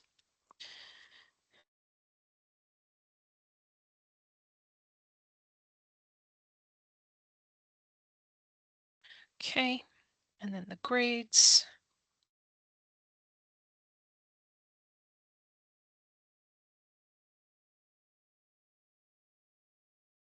Okay, so again, we're going to go into stat, tests, and we're going to go all the way to F, linear regression t-test. We're going to tell it, yes, L1 and L2. We're going to leave everything else alone. Okay, now it's reminding you, it tells you right up at the top there, y equals a plus bx. It's reminding you that the b term is what sits next to the x, right? B is what's attached to your x value. But we don't write our equations like that. We write the bx term first, then we write the a term, okay? So what we're going to do is we're going to, where's my other pen? There we go. We're going to say, okay, well, what did the calculator give me? It gave me an A, and it gave me a B, and I'm going to put them in the equation accordingly. Excuse me, I hope I covered the microphone well enough so that it didn't just ring in your ears. Okay, so what A did it give us? It gave us an A value of positive 46.261. And what B value did it give us?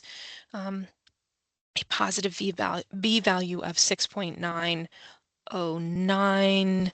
Okay, so if I round that, 910. Right. Okay, so now I'm going to write this equation, but instead of B, I'm going to write the B value that I found, 6.910 x. And then I could write a plus sign, or I could just wait, because if the A value is negative, I want to make sure that I have a negative sign here. So I'm just going to use whatever sign of the A value and put that there. Right, that's how we're getting this line, finding the equation of the regression line.